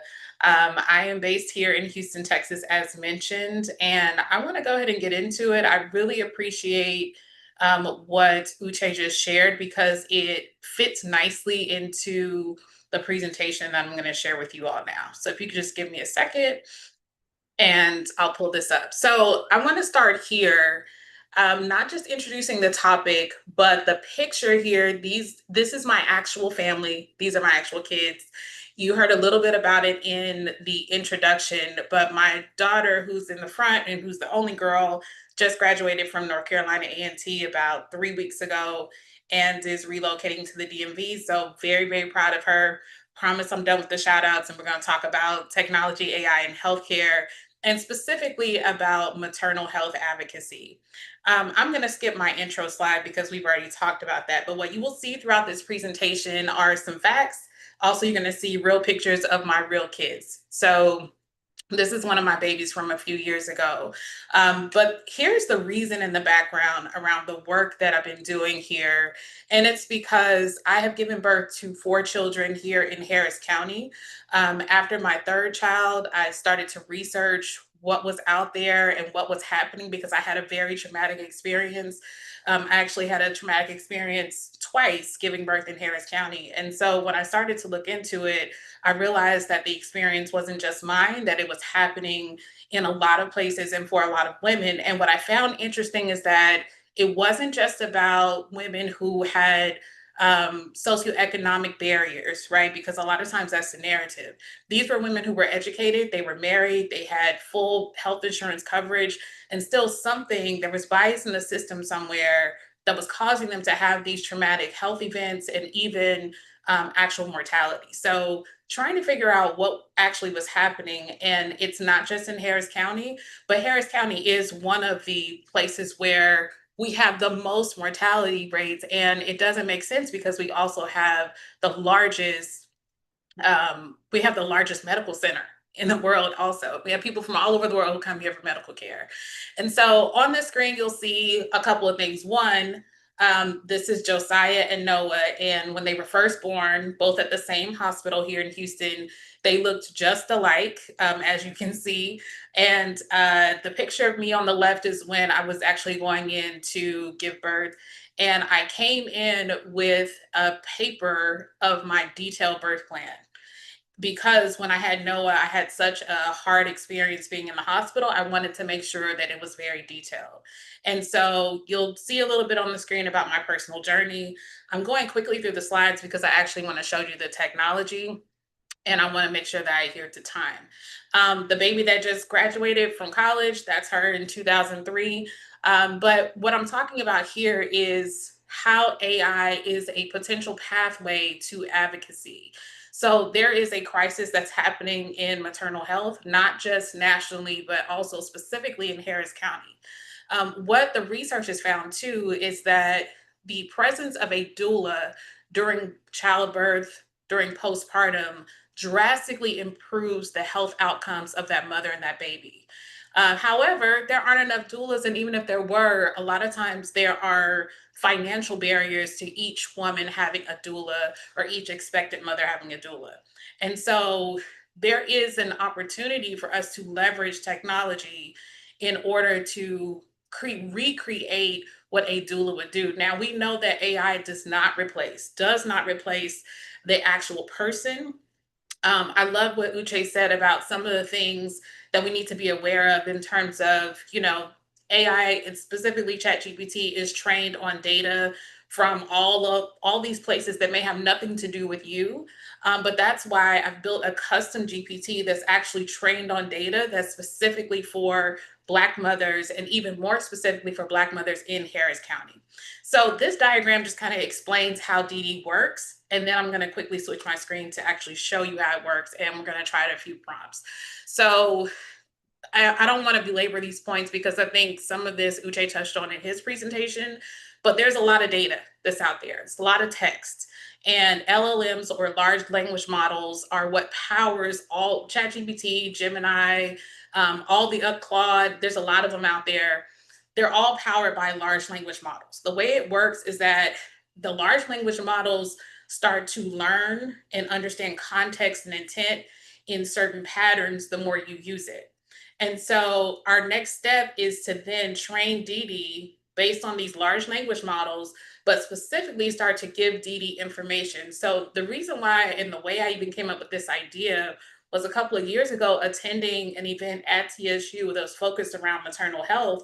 And I saw how much research and data was out there that the team has pulled together. And I have so much respect. I've said this to Dr. Ajawale, also Dr. O, that like, I am not a PhD, and I think I would be a snob if I was, because you have to go through a lot of schooling to actually become a PhD. And then the continuous research is a lot of work. But there is a gap where we still need to be able to deploy it to the community. And even though not everyone has access to, go to different forums at TSU, not everyone has access to even join this Zoom webinar, but most people, they have one thing, and that's a phone. And so using ChatGPT, we built this model to be more responsive and ultimately to turn it into a mobile app that puts advocacy in the hands of the patients. So I'm going to go ahead and turn over my screen to share what Didi looks like. So I will drop the link in chat after this, because this is live. You can actually search the ChatGPT marketplace, and I need more people to use it. So one of the things that we're doing in this process is testing it out, because the way that ChatGPT works, the way that large language models work in general, is that they get smarter the more you use them, and it definitely matters who's using them. So with that said, we're going to try out a few prompts, and I've just kind of queued up some things that I think would be helpful. Now, one of the things that you'll notice on the screen with Didi, the voice is trained to be like a Black auntie who's real reassuring, who's all about self-advocacy, who's focused on prenatal birth and postpartum care. So if you notice, if I were to ask some of these questions in just the standard ChatGPT, it's going to give me a different type of answer. The tone is going to be a little bit different. But the way that this is built, it is built to actually have that tone and to give those responses based on those users.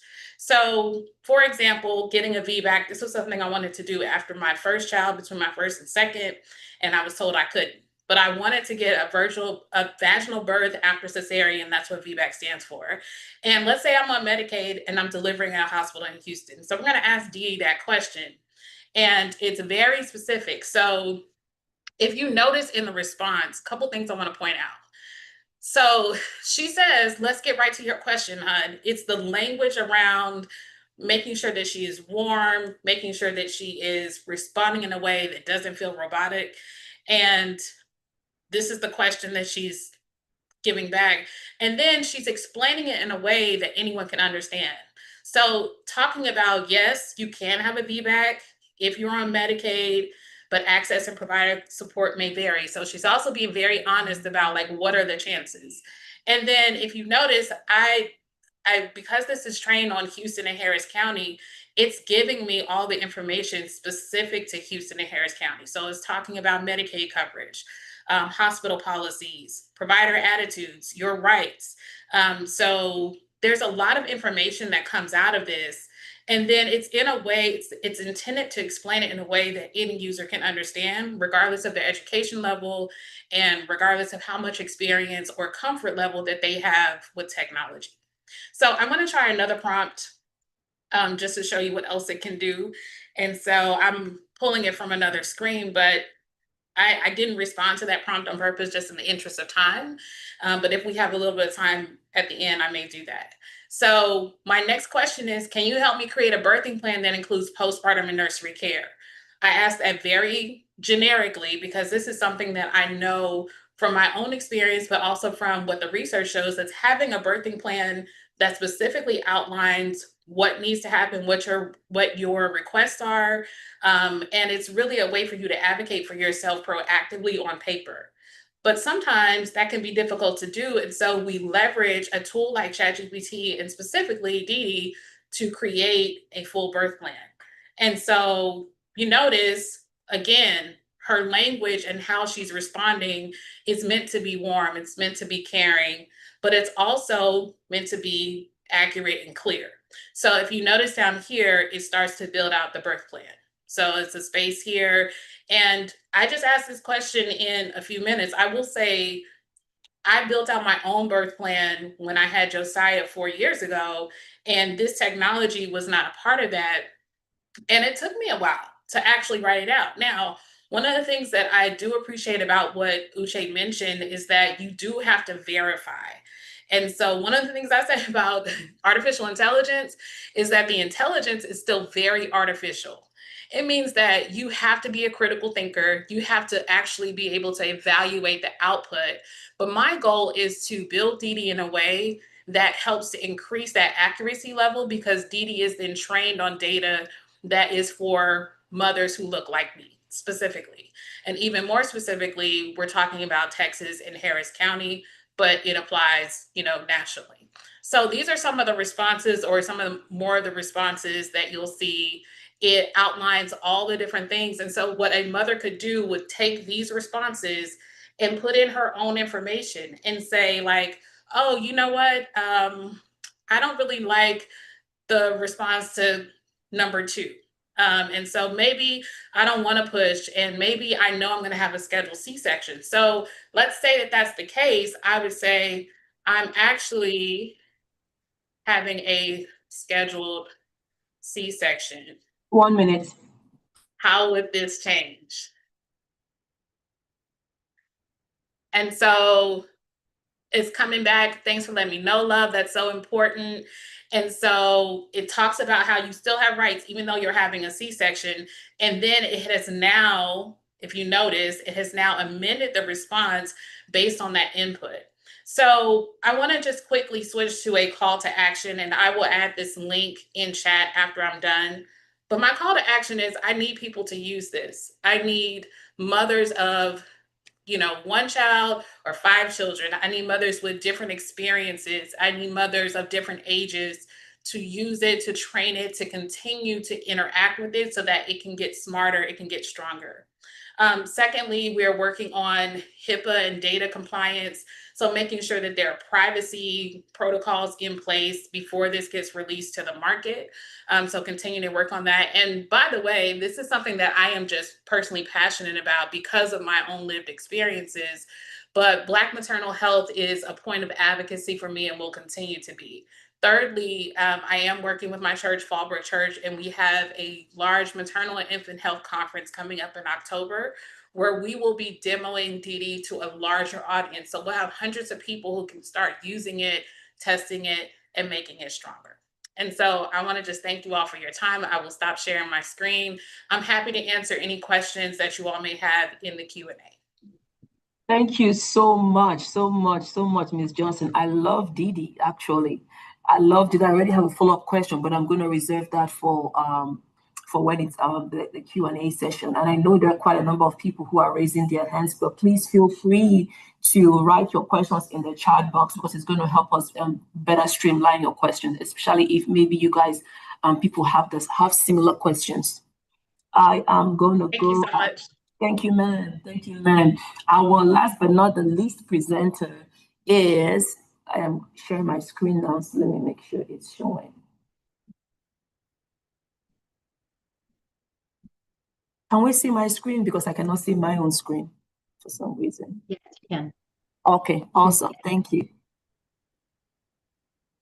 And it is a highly esteemed Dr. Amy Waterman, and she is a national transplant innovator and the Deborah C. and Clifton B. Phillips Centennial Chair for Clinical Research in Transplant Medicine. She's also a full-time professor and a director of patient engagement, diversity, and education, representing both J.C. Walter Transplant Center at Houston Methodist Hospital and the Houston Methodist Research Institute.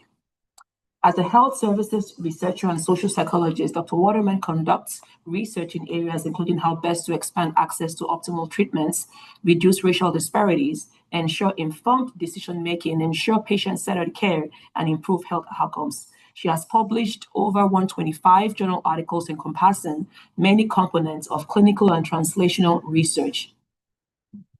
She has designed and tested the efficacy of a suite of innovative educational resources, including mobile decision aid applications, a digital storytelling application, and texting interventions about living donation. She has been the principal investigator on over 10 grants from NIH, HRSA, and the Agency for Health Care Research and Quality. Her award-winning educational resources have been translated into multiple languages and delivered to patients in thousands of clinical settings in the US, Canada, and online. Her research also has been supported by almost 30 million in grants, and in 2019, she received the American Society of Transplantation Clinician of Distinction Award for National Influence in Transplantation by a non-physician. Prior to joining the faculty at Houston Methodist Research Institute, she was also a faculty member at UCLA School of Medicine in nephrology and Washington University School of Medicine in St. Louis in general medical sciences. Fundamentally, at heart, she is a patient advocate, Dr. Amy Waterman. And I'm going to stop sharing so you can share. Okay, I think I stopped sharing already. Great. Well, so nice to be here following both amazing people and Didi, the chatbot. So I wanted to say that I think I'm a really good person to end this because, first of all, I do think that all of our presentations tie wonderfully together.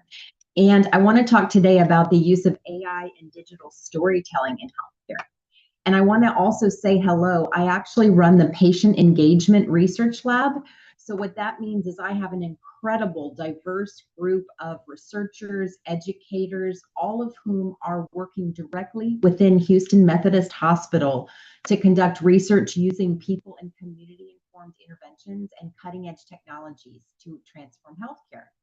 And what's really important to me is we start with what's important to our patients in this time where we're going through all this technology inclusion into healthcare.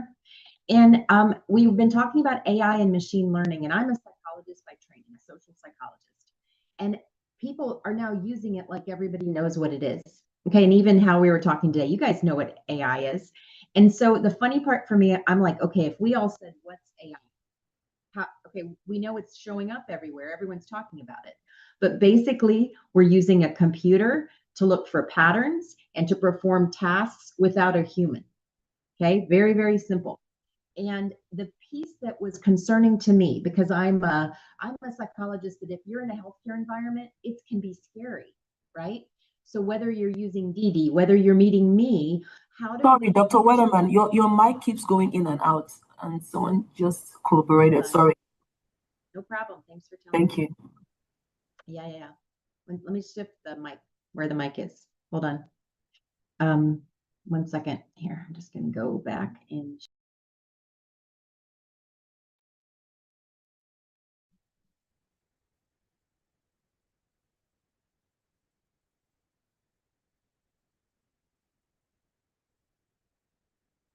Just checking. Check. Can somebody say, are you hearing it better in this mic? Much better. Thank you so much. Sure. No, thank you. All right, going back.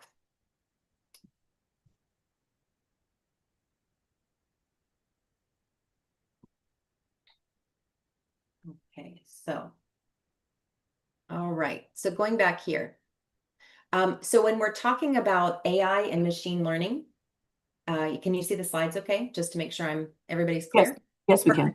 Perfect. So with AI and machine learning, the biggest concern that I had was that healthcare, if we go into a hospital environment, the healthcare that's being provided could be robotic, right? We're all kind of mentioning that. It could be cold. It could be maybe even harming patients if there's wrong assumptions. And so because I represent the hospital, I want to say this is amazing technology, but we have to integrate it well.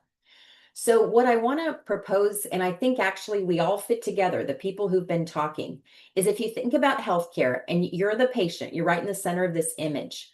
You're there, you've got your family with you, you're talking to providers, you're having communication with health IT, and maybe you're going to community learning sessions. That's how healthcare used to be. It was a human-based thing. And if you look to the right, where it says there's a doctor doing inpatient interactions or telehealth, or looking at data from medical tests like a blood test that you had done. That's what it used to look like. Healthcare is changing. And now healthcare adds 2 other pieces, and we're trying to put it all together. The other thing for some of you, you might be using a diabetes monitor on your arm that is testing your blood and monitoring your data. Those are called remote technologies or education. We have at the hospital a little button called a bio button that measures your vital signs. So you stick it on you, it costs $5, and now we know how you're doing if you have a fever. It's like an ongoing thermometer for you. And then finally, if you go to the bottom of this circle, it's the AI piece that we're adding in. So how do we add in chatbots like Didi? How do we use data that we have to predict people who need more support? So my commitment as a person living in a hospital environment is that we partner well across all of these different tools, and we figure out how we can engage, support our patients, and weave these through. So I hope this to me has been really helpful in having people understand all of our roles. And I think we really need to think about this because, as people said, it's not just AI that is providing healthcare. It's all of this in combination. So I want to give you 3 examples of what we're doing in an area called living kidney donation. So as we get started, I want you to think about it. So if I said to you, one of your loved ones, their kidneys are failing, and they've reached out and they said, would you ever consider being a living donor where you would give me one of your kidneys? So the question is, would you say yes? Would you say no? What kind of questions might you have? How would you make a decision to see if you're going to help your loved one in that way or not? What I say a lot of times is some people say, I wouldn't do that. I'm not going to give you part of my body, but I'm going to take you to the medical appointments and I'll learn with you. And that's a valid choice. Other people say, maybe I would if I could figure out some things. Okay, so let's just say for the sake of argument, you're saying you're a maybe. So what we're doing is we're using AI and machine learning to do 3 things: to learn what people think about living donation and what questions they have, to tailor education and media campaigns to increase the number of living donors that come forward, and to improve healthcare in general educationally in living donation. So again, let's pretend you're a person thinking about, would I ever give a part of my body to somebody? So the first thing we did is we did something that's called data scraping, which again, as a psychologist, what I have to say is that sounds very negative and stressful and painful, scraping, but it actually is pretty cool. Because what we do is we pull all the comments and dialogue that are happening in the public from public spaces like Twitter, Reddit, YouTube, New York Times. So if you look on the right, you can see that people are talking about living donation in public forums, right? Like you can imagine on a Facebook forum or in a chat room, or they've asked a question in a newspaper. So we can find all those questions, which helps us prepare education in a more effective way. And I want to give you one example. So these are questions that people are asking about, what does it cost me if I became a living donor? I could see that could be a question you might ask, like, could my insurance pay for it? Are there out-of-pocket costs? So what we did was we pulled all of the people asking questions from all of these sources, and we grouped them into different areas. So some people were asking about the practical costs. Some people were asking about the medical cost and the insurance coverage. People were talking about, could they sell their organ? Some people were trying to figure out how to raise money for this. And then finally, people were talking about the financial impact if they were harmed later. So if their own remaining kidney stopped working, would it hurt them financially? So what I want to show you is 2 things. You can see these threads, which is the example thread, where the people, these are actually what people are asking in these public forums. We could then develop education. You can also see that there's 3 areas that people are talking more about. So it's our job as educators then to address all the questions that focus on those 3 areas. And this is about living donation, but it could be about any topic, right? Like this is what, if people are going online, and I can get that I might ask a very personal question online to someone in the, the Reddit forum or the, a little note that I wouldn't ask my doctor because I would feel too shy. So it's fabulous because we can now capture all those and we can look at how to support the patients. The second thing is we can tailor education and media campaigns to increase donation rates. So what we used is we actually, same approach, we went out and looked at what people are talking about living donation in the community. And we were able to actually develop profiles of people who might like to be living donors. So we didn't know if they would, but the people we could look at the characteristics of different people. And what we figured out was there's actually 3 types of people in general that we could try to market and provide information about. This is really interesting. So if you think, let's take a sec before I give you the answer. And if I say, okay, who do you think if you said, all right, Amy, I look around in my community, who might be a living donor for me? See if you have someone in all these 3 profiles, or if you yourself are one of them. So the first profile are there people that are caretakers in our society. They're motivated and they get touched and moved that somebody needs an organ and they know they could help and their heart is there and they really want to do this. And so what's amazing is with AI, you can actually figure out how motivated they are, how common these people are in the Houston community, how much money they make. Mostly they're female caregivers, that makes sense. And also how likely you are to actually affect their behavior. So we're using, as someone also said in this group, we're using marketing tools to actually look at how to improve health. The second group, though, is fascinating. The second group are the purpose seekers. They're people that want their lives to matter. They want to express doing good in the world. And these are community members who are racially or ethnically diverse, more likely. They're younger. They're actually very common in the Houston area. So 41% of the people that we were working on were more likely to be purpose seekers, which is interesting, right? You think it's, oh, they're heartfelt people. Well, actually, there's a lot of people who want to do good in our community, and that makes me proud. The final group are pragmatists. So pragmatists are saying, my life is pretty good, and I see there's this practical thing I could do. I could give a kidney to somebody and it would make a big difference for their life. So you know what? If it doesn't hurt me, I'll do it. And so we have a group of people who are that group as well. So these people, basically the cause has already touched their life. So they know someone who got a transplant, they're donating blood already, but they're like, you know what? I can do this. So we built a campaign and this campaign's really great. The campaign is very simple. It says, how far would you go to help save a life? How about a few inches? So this is the scar of what a living kidney donor would the doctor would cut. This usually happens right in the lower area of your right side, kind of near where your underwear would be. And this is the size of a surgeon's hand. And that's what it would take to save a life. We then sent this campaign to people on social media, we had public service announcements, and we connected with Houston-based influencers. And I want to show you something cool. So people say that all the generous people who want to be a living donor have already showed up at a transplant center. This campaign said that's absolutely not true. We delivered 27 million impressions, meaning little ads about this campaign. And we had 120,000 people in the Houston area who went to learn more about living donation, just from saying, would you, look at this ad, would you ever save a life in this way? And what's also amazing and exciting is we're figuring out how to get there are some of those people who want to start living donor evaluation, and they did. And we have people that are undergoing evaluation to be a donor now. So this not only leads to people being interested, this leads to people becoming donors. So it's very exciting. The last thing I want to say is we've been building different educational tools. So the first one we built was a storytelling project. And you can go to the storytelling site and every single face here are real people who've donated kidneys in their lifetime. They're still here. And they really wanted to share about that on their phone.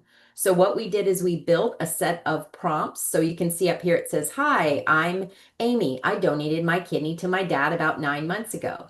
And then the prompts keep going and they're open-ended, but the person can say anything they want to say after the prompts come up. And the technology strings it all together. So now you have a story from Luther or Doris or Marlo. And it's been amazing. What I want to say is I highly recommend you listen to some of these stories, but this is about the wisdom of living donors now being available in a library. And we can also send these stories forward on social media as well. So now you can hear and meet a real life person without causing any stress for you. You can just go and listen to the library and say, that resonates for me. 1 minute. Okay, last thing, and what's great is Dee Dee is even better than what I presented. We can do the same thing with asking questions with living donation as we can with asking questions about maternal health and about giving birth. So we can have people go and learn about living donation in that way. The final thing I want to say is that there's a US policy that the development of AI must proceed ethically. We need to be novel and innovative, but we need to make sure artificial intelligence is safe and secure, and artificial intelligence policies must be consistent with advancing equity and civil rights. Thank you. Thank you so much, Dr. Waterman. Appreciate it. Really love it. Really love it. I'm going to move ahead because we are a bit short of time to, let's see, let me share my screen again. Let me know when you all can see it, please. Is it showing now, my screen? Yes, we can. Awesome, thank you. I am gonna go on, just give us a friendly reminder. Please, thank you for those who are hanging there with us, and I really find this information interesting. Thank you for your questions and questions that have also come up. Again, our CHWs, you have two credit hours you can claim as long as you fill out the survey and do the evaluation. We will send that to you within 2 weeks. For those again who are still following us on Facebook and YouTube, please feel free to share again, and you have the QR code there, please. Or the link also in a chat group to please fill our service. Those are very important, and they provide us feedback, which we also send to our grant people. So we thank you for that in advance. Without much further ado, I am going to bring up our moderator for this panelist session, and it is Ms. Edith Decline, who is a nurse practitioner with extensive experience in primary care, nursing education, community health, and clinical research. She holds a master's degree in nursing from the University of Texas Health Science Center in Houston, where she's currently pursuing her PhD with a focus on culturally tailored approaches to preventing and managing gestational diabetes mellitus in minority women. She holds a bachelor's degree in nursing from Prairie View A&M University, as well as an associate degree in applied sciences and a licensed vocational nurse certificate from Houston Community College. Additionally, she has earned a bachelor's degree in math and education from the University of Abuja, Nigeria. She is committed to preventive health education, and research is deeply personal, driven by the loss of her father to diabetes and its complications, and her only sister to the complications of gestational diabetes. Ms. Edith. And then also, if you don't mind, we're also going to go ahead and also bring up again our speakers, Dr. Tamika Cross, Mr. Ogbo, Ms. Johnson, and Dr. Waterman. You can go ahead and turn on your screens while the panelist session is going on. Thank you. Thank you so much. Thank you very much for that introduction. It's my pleasure to be here today. Thank you to all our speakers. You have spoken very well. I have learned a lot, especially with regards to how AI is shaping our healthcare delivery these days. This is something that I believe even more people should hear about, because what they say about life. Sorry, you have an echo. Can anybody else hear it? There's an echo as she speaks. Okay. So I'm not sure what you need to fix. Is the phone on, or do you have a second plug? Just a second. Let me move my computer around. Hold on. Thank you.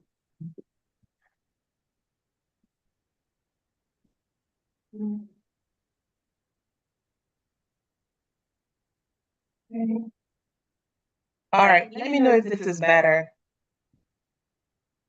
Just a tad bit, but feel free to continue. Thank you. Okay, thank you very much. So, in order not to waste our time, we don't have a lot of time left. We're going to start with the first speaker, Dr. Cross. I have some questions for you, and hopefully we're going to have some more questions from the audience. But we'll be very, very happy to get your responses from these questions. So the first question I have here is, how are physicians and public health agencies using social media to improve patient care? Yeah, I think that's a great question. When it comes to physicians and public health agencies, using social media to improve patient care through accessibility, myth busting, patient education, patient empowerment, public health campaigns, like I mentioned briefly during my talk about, like, COVID-19, I think was a big one, just pushing things out so people knew information on what to do, where to get vaccinated, things like that. And then also just being able to extend the reach, beyond the four walls of a clinic. I think all of that is important in ways that we see that improvement.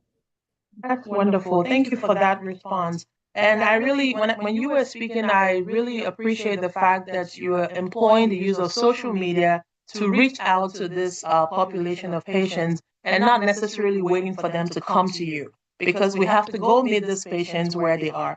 So thank you very much for that. So the next question would be, considering the mistrust issues in the minority population, what role can social media play in increasing the health literacy and patient empowerment?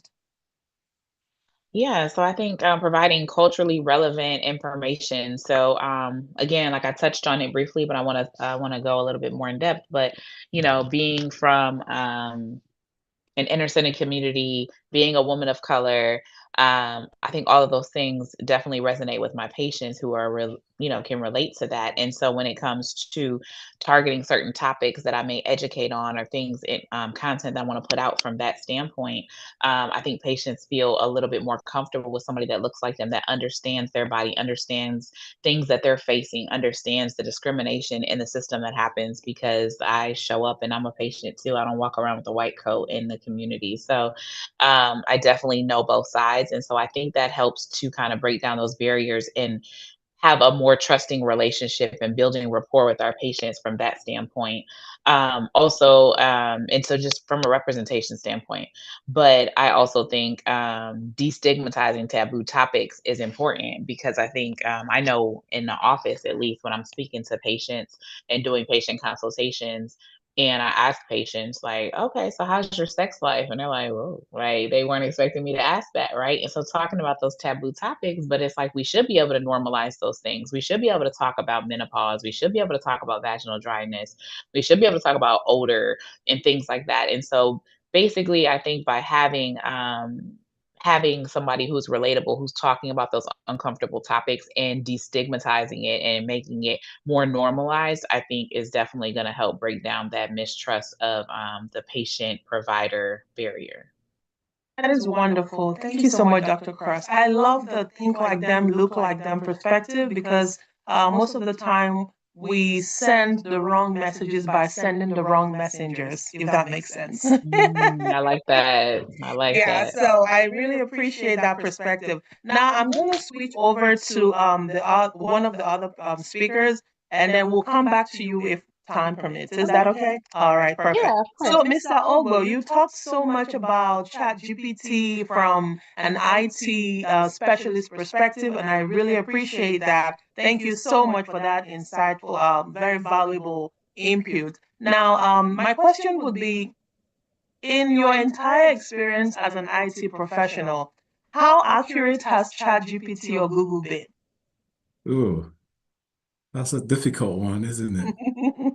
Um, it's like I said, you can never be overly cautious with those tools, right? So it's very, very crucial that you validate whatever it spits out to you. Yeah, I have this with my computer background. There's a notion of garbage in, garbage out. Whatever the tool is trained with is what is going to give you perspective on. right? So you have to be very cautious there. So that's why the good thing is the new versions now have references, right? We're talking about your health. So you can't treat it like instant noodle where you throw it in the microwave and you spend 3 seconds and you're running with the information. No, you have to spend time and do a research on the information it presents to you. So you treat it with some level of importance that it deserves, right? So it's getting better. The quality of the data, the quality of the output is getting better. But one thing that I would highly encourage a lot of people to do is to learn how to ask the question the right way. There's a way you can prompt those tools, right? If the 504s go ask Google the same question, right, but in different ways, it's going to give you different answers, responses. You can find similarities, but the overall output will be different. Same thing with ChatGPT. I can ask it a question, and you, Edith, can ask it the same question in a different way, framed differently, and you will get different responses. So the prompting is crucial, and that the good thing here is you're able to tailor it to your specific situation, your demographics, and all that kind of information that's relevant. So I would say it's getting better, but there's still some hallucination, especially with the AI tools. And there's a notion in Google search that is called search engine optimization. So basically, if Dr. Cross is able to pay for an SEO and they optimize her content, and Ms. Johnson didn't pay for SEO, Dr. Cross's information will always be at the top because it's been optimized to show up at the top. So some of the things to keep in mind. But again, I would never overstate the importance of validating what it presents to you. So do additional research beyond what it just shows you on the screen. Now, that's a very wonderful response. And there was something you had mentioned earlier, which also resonates with what you just said about prompting, the right prompts. Because I realized that, you are Uche Obo, you're African American, somebody else, maybe Jimmy Walker, African American also might want to prompt ChatGPT for the same response, but will not understand that there are other components. Okay, there are other things that make up Uche that is different from Jimmy Walker. Okay, social determinants of health, where Jimmy Walker lives, what he eats, his support system, and all of these things contribute to the entire picture. So most of the time when we enter this prompt into ChatGPT, it doesn't have the entire picture to be able to come up with the precise solution to the problem. So I really do appreciate that. Thank you so much for that. I'm going to take the next question for Ms. Johnson. Thank you so much, Ms. Johnson. It was absolutely wonderful learning about Didi. I share your experience, the childbirth thing, and honestly, I wondered how people who were not as educated as we are or as privileged as we are, I wonder the kind of experience that they get if we get some of these experiences in healthcare. So I really appreciate you for taking this initiative, and I strongly believe that this would help improve maternal health outcomes significantly. Thank you so much.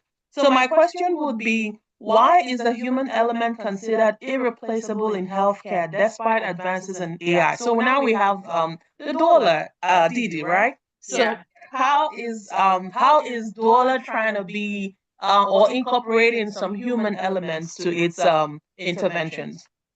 Yes, I think there's two answers to that. One, as much as we train Didi to respond to a specific population, it still will not replace having a human there who can put their arm around you and say it's going to be fine, who can speak to your doctor on your behalf. It doesn't replace that.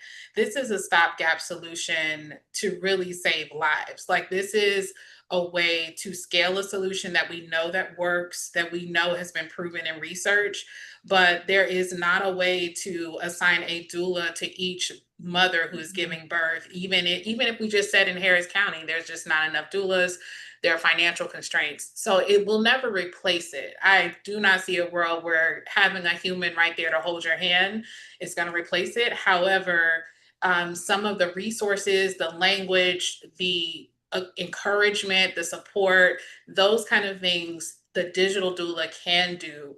Until we can start to see those numbers come down, we have to do whatever we can to save lives. So that's the first part. I think, secondly, the technology is only as smart as the humans. So one of the things that Uche said, it is garbage in, garbage out. And it's not even just garbage, it's just if you only have certain types of people using the technology, then the output will only produce whatever their bias is. It will only reflect the types of questions that they ask. It will only reflect what they validate as an answer. So even with ChatGPT, there's a validation process where you can say, nope, that's not the right answer, or yes, I like that answer, which trains the technology to give you more answers like that. So we need humans in order for the technology to be better and smarter. And specifically, we need diverse humans, because the original technology was not necessarily built by diverse humans. So we need people of all backgrounds, races, genders, ethnicities to use it. Oh, that's wonderful. Thank you so much. I really appreciate that response, because sometimes we forget that AI is not human, in as much as it's trying its best to be human, but it still has its limitations. And but we cannot completely do away with it, unfortunately. So thank you. We still need humans, for that human component of the healthcare process. Thank you so much, Ms. Johnson. Now, my question for Dr. Waterman, I'm going to take a question from the audience, and then hopefully we have time for some of the questions I have here. So the question is, Dr. Waterman mentioned great tools enables patient advocacy. Can you measure and manage the value proposition? Yes, I saw the question came in. So compared to what would be my first question, right? So as we build these tools, how can they be valuable? So what I really respect from what the person asked is that these tools have to help patients get to health outcomes and do better. I think everybody here, you can build all sorts of cool things, but the difference with AI and health is everything has to improve health. It has to improve informed decision-making. It has to empower the family. So to me, if we name what the value proposition is first, and we say, okay, that we built this, so whether it's Didi, whether it's storytelling, whatever the tool is, how do stories help? So to me, there are many people who say, I might donate a kidney, but I don't know yet. So to me, we need to build all sorts of things that anyone can use, learn, talk to their family about. And some people will say no. And some people will say, I think I'm going to keep going. And if we have more living donor transplants because of better tools out in our community, I think that's the value proposition that pays off. How do you feel, if I could throw this to my Didi partner here, what would you say you would feel happy if Didi made possible in the maternal community? So I think because there's so many metrics specific to Harris County on the mortality rates annually, if we even saw a 5% decrease year over year, then I would know we're moving in the right direction. And if we could trace that back to mothers who have access to Didi, who are going through their birthing experience and seeing different outcomes. So I feel like the metrics are very easy to measure because there are so many metrics that talk about what's happening, and we're not in the dark about, well, is this disproportionately affecting Black mothers? It is. Like, the data shows that over and over. Yeah. I also, in the case of our chatbot, what I'm really fascinated by is, what are people organically asking it? Yeah. Right? Like, so what are the common questions people have about living donation? Right? If we know the top 10 questions being asked to the chatbot are these 10, it seems like when we're talking to patients, we'll make sure that stuff's covered as well. So I also think it helps to guide the humans to be really in the listening of the patients more. And we don't have to say, well, what are you scared about? Well, look, if all these people are asking the chatbot something, we go, I bet they're probably scared about this. And this could be, we could start more with people in the limited time that the human care providers have, so that people will go, how did you know I was scared about that? And I go, you know what? Many people are scared about this. Is this something you're concerned about? And they're like, whoa, how did you know? And I'm like, well, because all the AI data is showing us that you're normal and this is how it feels. So To me, there's a lot of value of using the tool, but also from a human technology co-care model, right? What do I need to say? What does the tool need to provide? What data do we have? And fitting it all together. And I think, Dr. Waterman, this is the reason why I'm pushing so hard for people to use it, because then we can really start to collect data that we feed back to the humans who are also advocating. So that's the medical staff, that's the doctors, that's the hospitals, that's the TSU team that's assembled here. It's all the other researchers around the globe who are really trying to solve the same problem, that it gives us something to get back to them and say, hey, this is what people are asking for, and here's where some of their concerns are. Exactly. Thank you so much. Thank you very much, Dr. Waterman, and thank you, Ms. Johnson, for all of those. We really appreciate you. So we're going to try to hurry up so we don't take too much of our time. The next question will be for Mr. Obo. How can digital tools help improve self-advocacy in healthcare for the community members? Because I know we had talked about, at least having an idea before you go to the doctor's office. So how can we further use these digital tools to improve our experiences, our interactions, and treatment plans when we go to the doctor's offices? Yeah, it's all about empowering us with knowledge, right? That knowledge is very easily accessible now because we have all these tools, and majority of them are free. You don't have to pay anything for it. Like I said, as long as you have a basic data plan, you should be able to do a Google search. You should be able to do, you can download some of those tools. ChatGPT has a free version. Gemini is on most Android phones right now. So there's a lot of tools out there.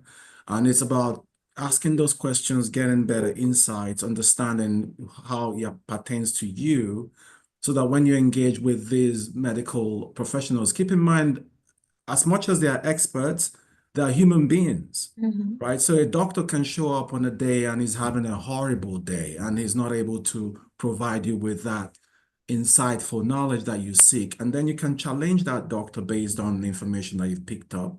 And it's up to the doctor to correct you, affirm what you're saying, or just, set you on the right path. But at least the doctor knows, hey, this is a patient who's aware, right? And whenever they show up, I have to be on my P's and Q's.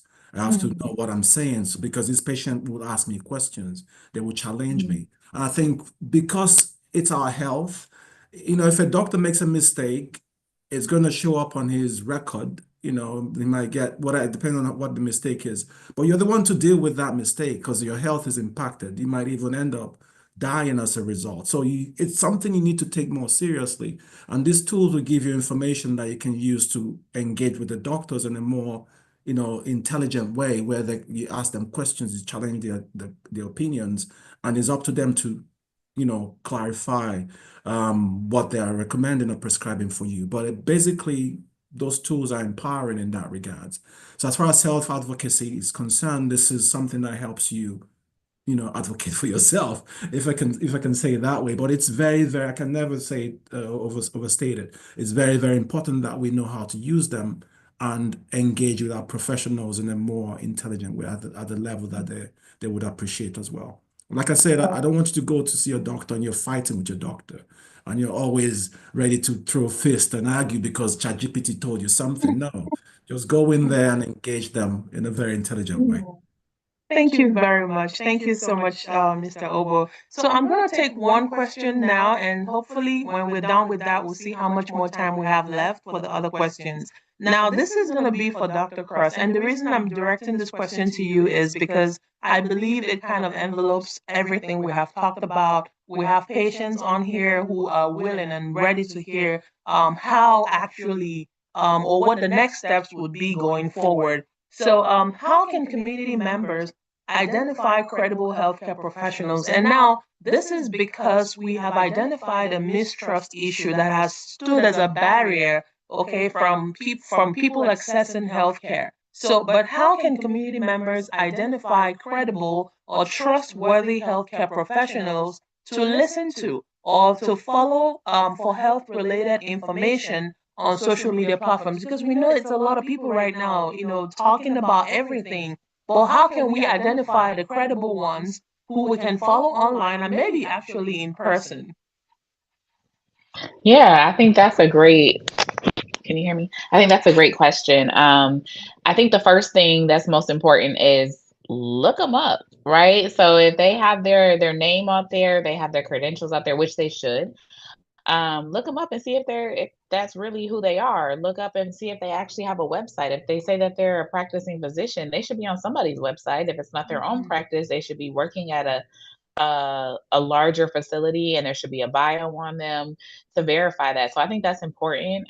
Versus I see a lot of people, especially now, throwing around the the title doctor. And so when it comes to that, it's like, okay, there's some people who just like, oh, I like the way it sounds, I'm gonna call myself doctor. But it's like, see if they actually have a doctorate. And then what kind of, are they a medical doctor? Because you can have a PhD in a lot of things and be a credible source when it comes to certain things. But then it's like, if they're giving medical advice, they should have an MD or a DO.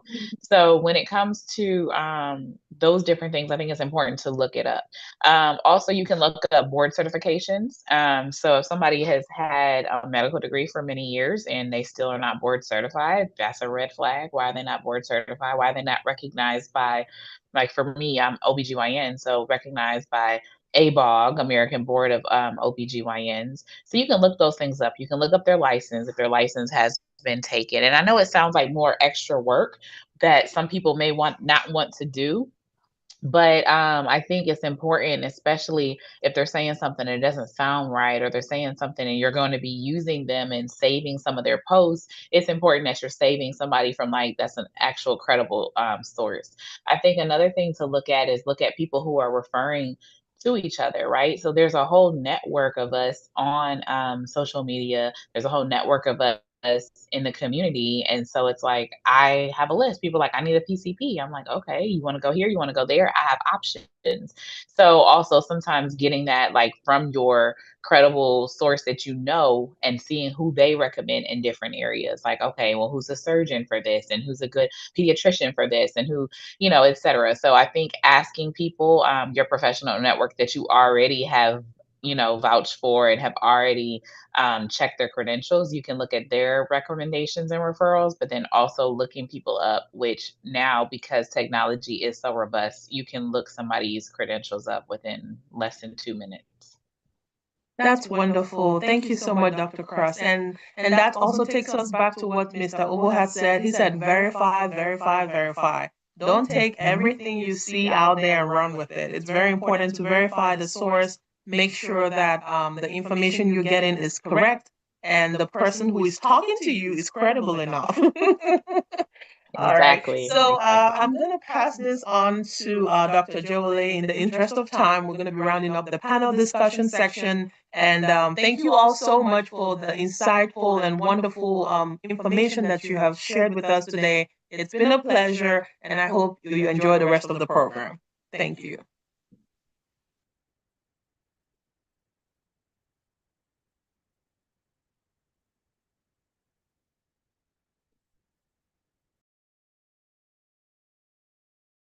Awesome. Oh my goodness. Can we give a virtual round of applause for this amazing panel session and speakers? I'm like, oh my goodness. Now, thank God for technology. This information is not going away. I mean, if I was taking notes, my book would be filled, with all the great information that has been shared today. But this information is being recorded on YouTube, Facebook, and it would remain there. I am definitely going to go back and listen to several of these key nuggets that has been shared by these amazing speakers and panelists. I am just very grateful to each of you for sharing out of the wealth of your experience with us today as a person and as a community member myself. I also, as an individual, seek care. So I have received a lot of information today that I'll put to good use, in my own personal, healthcare usage as well. But thank you, Edith, for moderating that session. And thank you so much to all the panelists and the speakers that we had today. In closing us out, I'm just again sharing gratitude to the community, right? We've been on this session for almost 2 hours now. Okay, it's right at 1 o'clock. So right right about 2 hours, in this session. But thank you all for engaging with us. This is just the beginning of many great engagement to come forth. From listening to the speakers, I definitely have some ideas of how we can continue to engage as an institution and continue to meet the needs of the community. But thank you all for engaging with us in this session this afternoon. And this is Community Engagement Core. We have a lot of information. We have a lot of programming that Dr. Ogbo will be sharing as we go into our closeout announcement. And I'm saying a big thank you also to our support team, everybody within the TSU IAT team, Dr. Ogbo and everyone else, as well as Constellation X, the technology group, right? Ensuring that we stay focused while we are doing this, and they are handling some of the technology things on the back end. To the leadership of Texas Southern University, Vice President Michelle Penn Marshall, Senior Associate Vice President Dr. Monica Olale, and to all the leaders of the CBMHR, we are very grateful to you all for your support, and most importantly to you, the community members. Thank you for your continued engagement with us here, and we look forward to seeing you in our future events. Dr. Ogbo, I will pass this over to you for final closeout announcements. Thank you.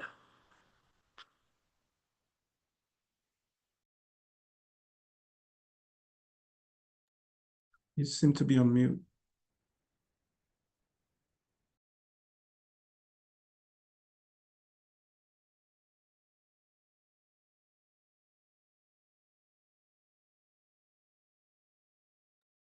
Thank you. I was asking if everyone can see my screen that I'm sharing. No, I do not see No. anything. Okay, thank you. Let me share it again.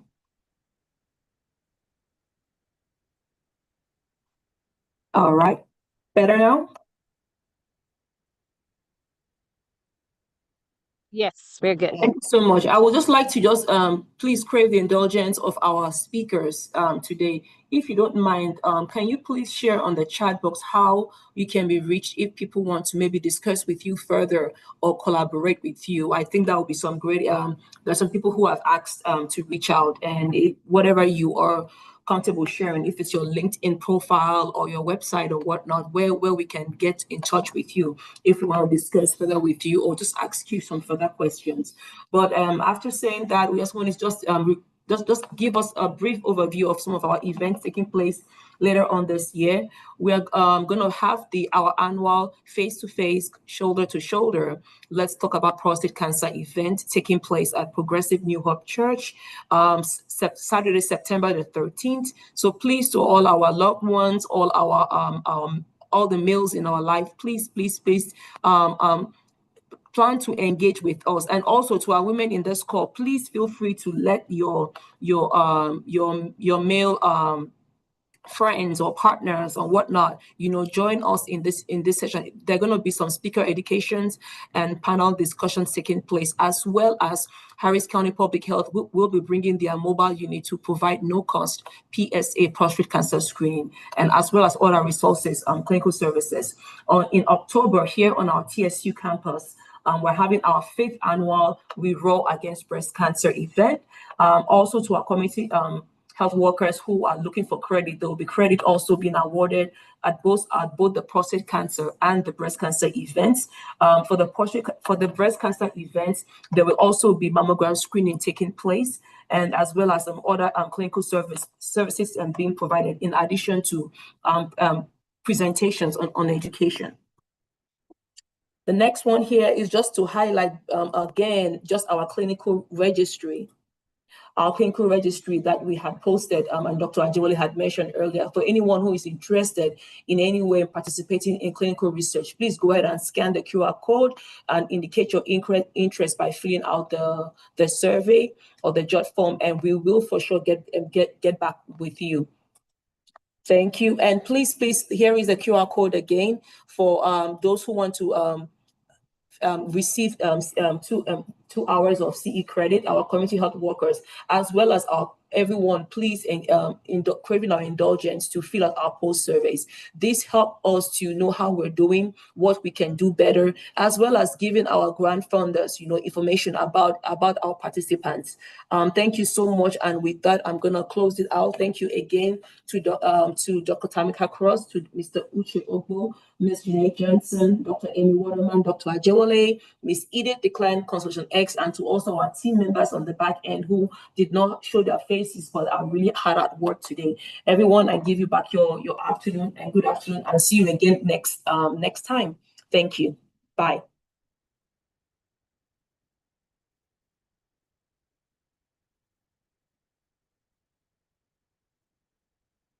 Hello again. I am sure that today's program has been inspiring and that you have received additional information around the topic